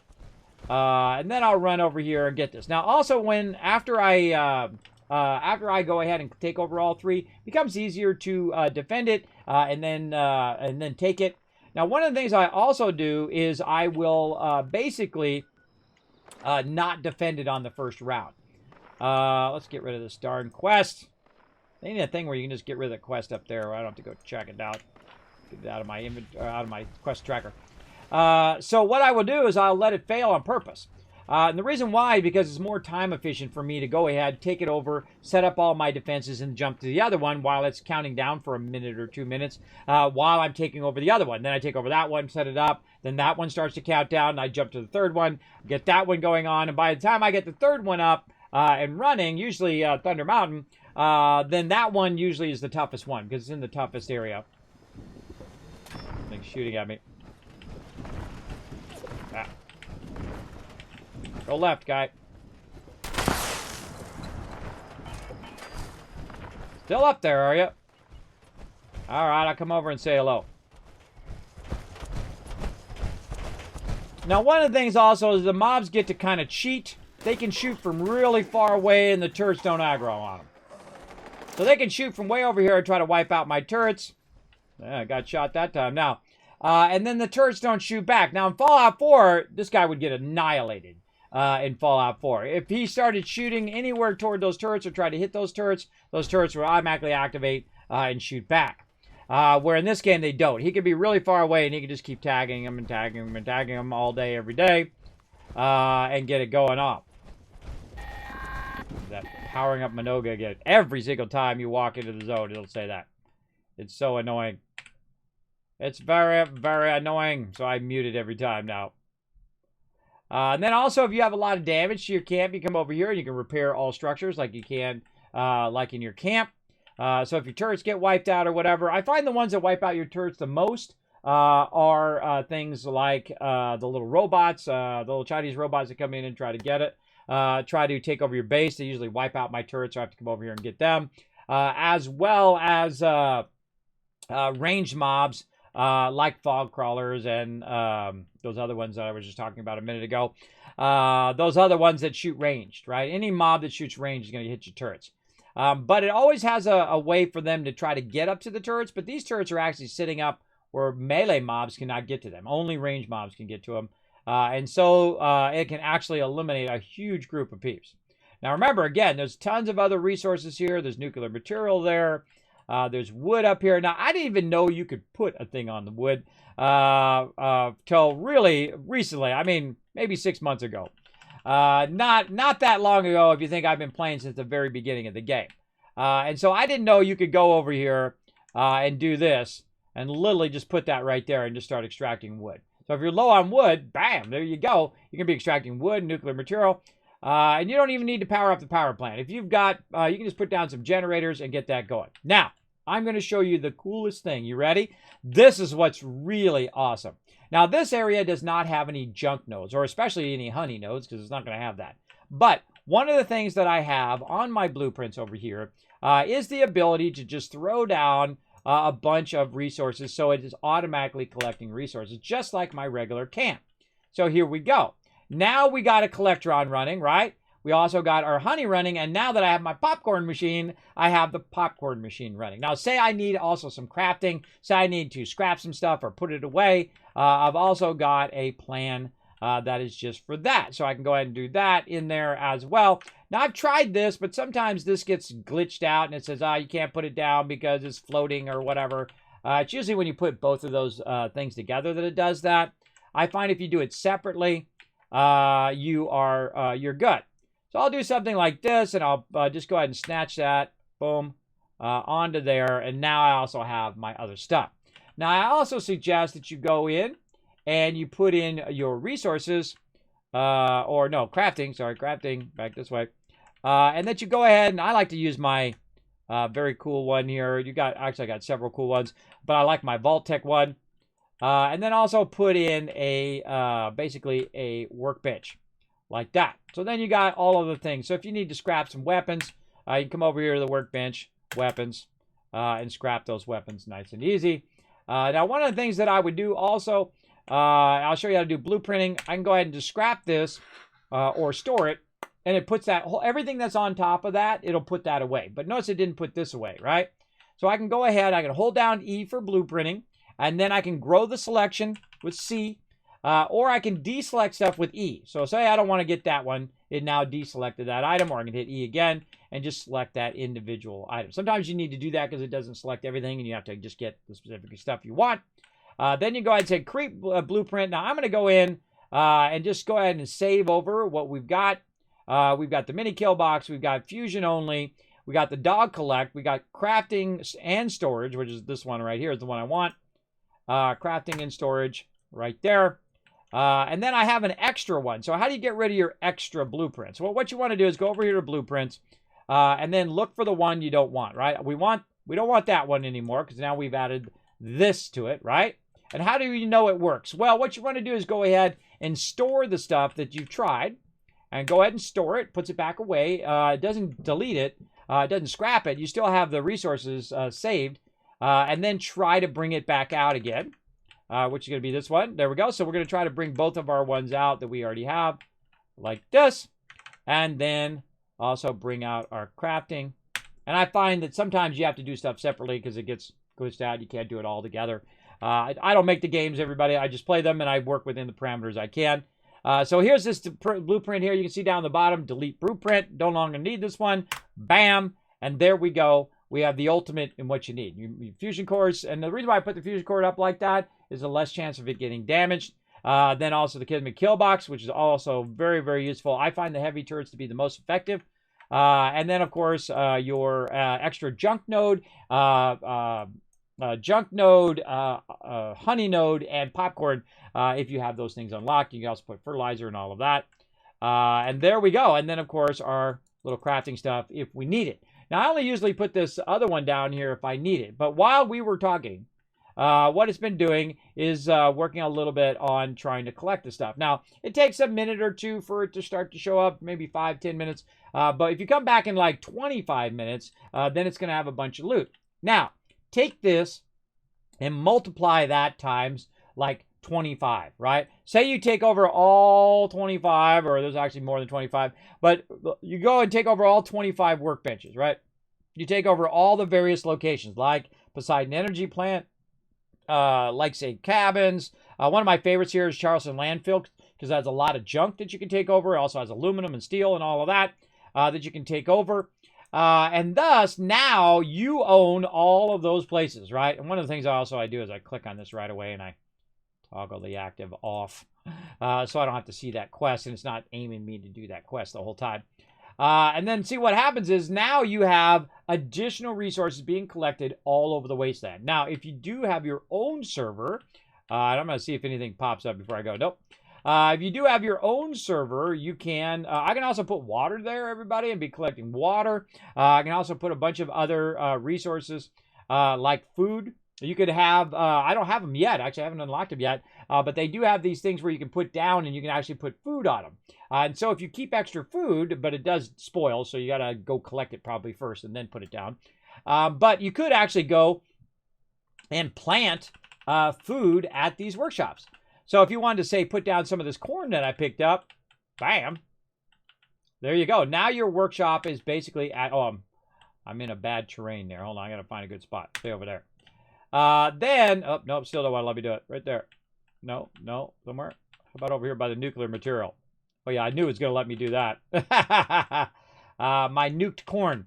But you get the general idea. So you can actually use these work benches, use these takeover spots as another base. So you can literally have 20 bases if you wanted to. It's pretty awesome. And then, of course, you can add more and more stuff that you can collect from it, and thus you could be a wasteland tycoon like me and have basically an infinite amount of caps and rule this game like I do. So there you go, everybody. A great, fantastic Kismet tip. Now, I'm going to go ahead and grab some of these fusion cores before I go. Right over here. I need as many as I can get. Bam, get that sucker right there. And again, if you have all three going, remember you get 9 fusion cores every 25 minutes or so. And there you go. So 9 fusion cores, 18, 20, and before you know it, you got 100 fusion cores. 100% fusion cores, by the way. One of the problems that happens with fusion cores, and it's really obnoxious, is what it does is start switching your fusion cores sometimes when you don't want it to. And then you end up with all these little tiny fusion cores that are like 5, 6, 10, 3, 4 fusion cores, which have like 10 shots or maybe 50 shots. And so I start to get rid of those. And I just try to farm the good ones. And so I'll go in and start dropping, even ones that are like 30% like that one. I'll just start dropping these fusion cores into a little bag here. No. There we go. And I'll just get rid of them and then just collect 100% ones. And then they're not so junking up my inventory as well. So I'll go ahead and get rid of all of these ones that are not 100%. Look how many fusion cores that is. Saying, look, I have one that's like 64% whatnot. And I know that one came from 100 fusion core because I don't think I've gotten a 60% fusion core. But look, I have 4 of them that are 75% now. It's really annoying that the fact that the fusion cores go halfway, and instead of fully burning that fusion core out, which is what should happen, I have 200% fusion cores left. Now, see, what it's going to do is going to give you a false sense of security. See, I have 7 over there. I really have 7 fusion cores that I can use. And all the other fusion cores are just low-level, junky fusion cores that, or, you know, they might be up to 40%, but you get the idea. They're going to be ones that are really not that great and not that functional. So you want to get rid of all those junk ones, take a real assessment of how many good fusion cores that you have, and then go to town on collecting your fusion cores. That's what I try to do. This way, when I'm battling with my crew, I'm not at a disadvantage because I have to keep reloading and reloading and reloading. Fusion cores take forever to reload. Even if you boost this reload speed of it, it takes a long, long time. Now, I've been kind of waiting around here for see if anything pops up. Oh, there we go. We got our first thing right there. And again, you don't want to sit here and wait for it. You want to go be doing a bunch of other stuff and then come back and then do it afterwards. Now, what happens if I go ahead and I scrap this camp or I store all this stuff? I could, but I'll leave it here for people who run along here and they can use it. And what will happen is when you lose the camp, by the way, it does actually keep some of your materials. So when I come back next time, it's actually going to allow me to create, use the circuitry that I used in this base in the future. So it does actually remember. So pretty cool. I don't think it remembers all of it, but it does remember a portion of it. You do get a portion of that back. All right, so that gives you an overview of how I do my fusion cores. One of these days, I want to take over every single one in the wasteland. But first, let's do a battle. To battle! All right, battle time. Again, thank you very much for being very patient on the battle. Sometimes I am in the middle of saying stuff, but there you go. QQB. All right, I'll call you QQB. That sounds fun. Thanks for hanging out. If you get the faction for settlers, you can get the farm tiles and make a blueprint and placeable garden for those places. That's exactly it, Flex. That's exactly it. I'll get it going on eventually. I'm too busy doing events all the time. I don't have any questing time. I'm doing events, and if I don't stay diligent on the event, I never get the events done. I mean, I could just jump past it because I do have a bunch of atoms. Of course, thank you to the awesome people at Bethesda who do sponsor my stream. I don't like to zip through it. I like to have a reason to log in. I like to have something to do in the game. Hey, what up, Dragon Overlord? And I'm going to go ahead and bounce out of the power armor now. All right, everybody, I'm going to be switching over to some breakwaters. I appreciate you all coming in. Much love. Big love, everybody. Big love. Right over there. Oh, TARDIS wants to give me something. I can always tell. Look, he's looking at me like he wants to give me something. He was in his Pip-Boy. Oh, all right. Big love. Big love. Hey, Dragon Overlord. What's up? All right, now before I go, though, let's go ahead and make sure that we take care of our stuff for next time. We're going to go crafting. We're going to do a bunch of stuff. I'm just setting a bunch of love. You can't see it. You'll see it here in a second after this battle. And I'm also going to scrap a bunch of stuff. I'm going to clear my inventory, all the standard stuff that you have to do. At the end, I'm going to modify, repair all of my weapons, and so on. You guys have seen me do it many, many a time. You're not missing anything. Just me and the workbench repairing my weapons. There we go. Crafty Slab, Rotisserie G, Reaper getting some love, and LOC showing how it's done with 7 assists as MVP. Let's keep these battles going. Ooh, we're going for that green chest. That's where we're going. Let's do it. Now, I do try to keep these battles going as best I can, everybody. But again, sometimes I'm busy. I'm doing stuff. Don't get all entitled. I will try my best to keep them going as much as I can. I literally do thousands of battles. I've done about 9,000 battles here in the stream. Easily. Easily. So I don't feel bad at all. And thank you for the follow, Tupac. I appreciate you coming in. We also hit the double goal. Let's do some fireworks.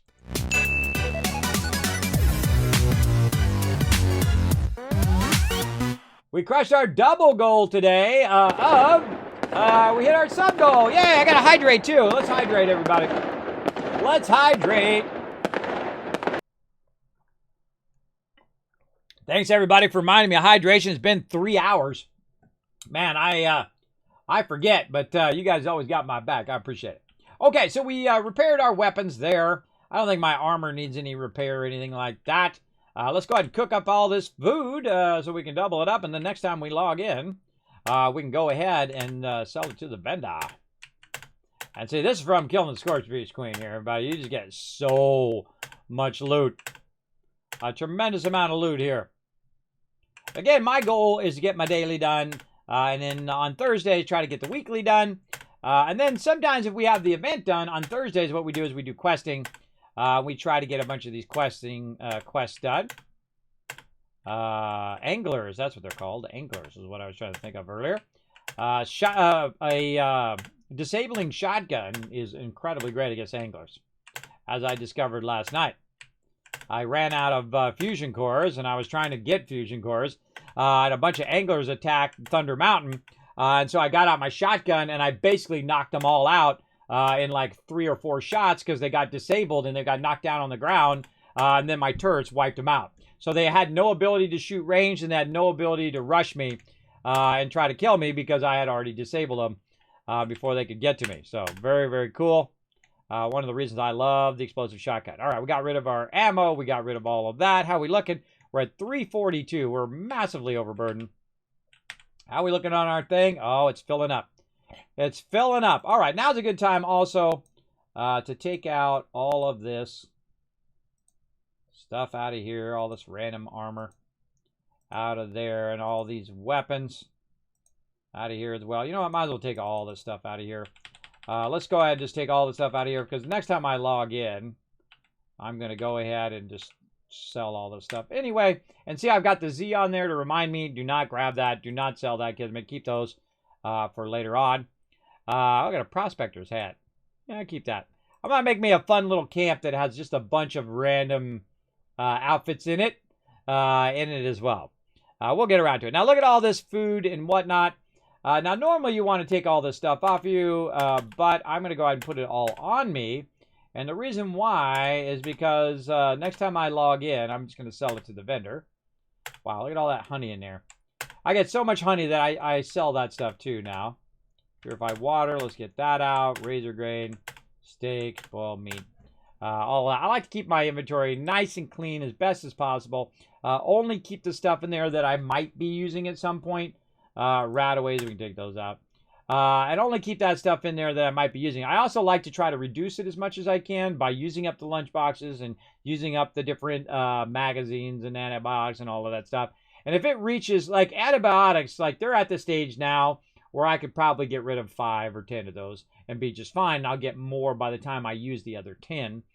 But I'm overweight now, but that's okay. When I log in, I'll literally just walk to the vendor because the vendor will be reset by then. It resets every 20 hours based on when you get the thing out there. I learned that last week.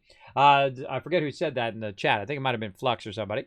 So you go in there and you basically sell all your stuff.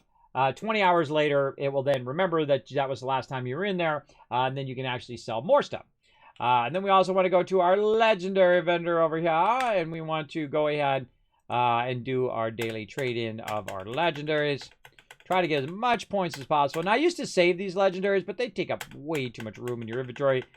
Sometimes I'll just literally just start dropping them because I have way too many. That's pretty good. We have 15. If we had one more legendary, we could probably hunt another legendary down and trade it out, but it's okay. I got so many legendary points, everybody. I'm fine. In fact, I'm trying to get rid of them. I have so many. Now, that's it for my character. I'm going to go ahead and lock myself in my little bungalow like this. Daphne's going to watch my back. We're going to turn on the alarm clock. Let's activate it. There we go. Okay. Oh, God, it's flashing. And then we're going to get into bed. And then we're going to come back on next Tuesday. And we are going to play some more 76 all week next week. Work on our event. Oh, I forgot to check my my thing before I go here. My scoreboard. Let's go. Oh, man, look how many we got done today. See, now, some days I get 1 done because I'm just doing the daily. But when you're working on your weekly, man, you really get a bunch. Oh, more atoms there. Some more gold bullion I got to trade out. And some Zeton Flare. And some scrap kits. So, yeah, okay, I'm getting there. I'm in the 60s now, but I could be way over here, everybody, had I not missed a couple weeks. Or maybe even done. And I try to save up all the atoms from this scoreboard until you get to like the last 6, just in case, you know, you get right here and then the event's over tomorrow. You just boom, burn all those atoms so you can get it done, so you can get all that stuff. And I should have been doing that since the very first one. I should have been getting every single thing I could out of every single event. But I've only really done the last 3 events. Other than that, I had done none of those events because I've been busy doing other things. Let's see what we got for free in here. What's free? Oh, yeah, free repair kit that I'm not going to use. Awesome. I want this in blue with a red tie and a yellow shirt. That's my signature thing here. That's my Wasteland Tycoon outfit. All right, that's it for 76 today, everybody. Now, what we're going to do is we're going to take a bit of a break. Yeah, PogChamp. PogChamp in the chat. That's a weird PogChamp, everybody. It's so weird. It's so weird. But, hey, you know, Twitch do whatever they want. It's their platform. Go for it. What I'm going to do is I'm going to go ahead and take a quick break. And while I take a break, everybody, I'm going to enjoy, you guys can enjoy some of the highlights of my stream. We're going to jump to a really awesome game. You should stick around for it. It's pretty awesome. It is called Breakwaters. It has amazing water effects in there, and they've been working on it. And they just released it, but they're still kind of working on it, or it's in early access recently, and they're working on trying to get their multiplayer working. But the single player is pretty cool too. So we're going to jump in, see where we're at, and then try to build something. And then I'll show you some of the water dynamics and stuff like that. We'll play for about an hour or so and have a little bit of fun on that. A little bit of bonus content here in the stream. So I'll be right back in just a few moments. Hey, thanks for watching this video. Help support more videos just like this one and keep the Kismet love train a-going by dropping by my Patreon and showing your support. Make sure to hit that subscribe button right in the center of the screen. Big thanks going out to Resident Spike, Riverdog, Rotisserie G, and JC Hunter. Click to watch more videos, and I'll see you next time.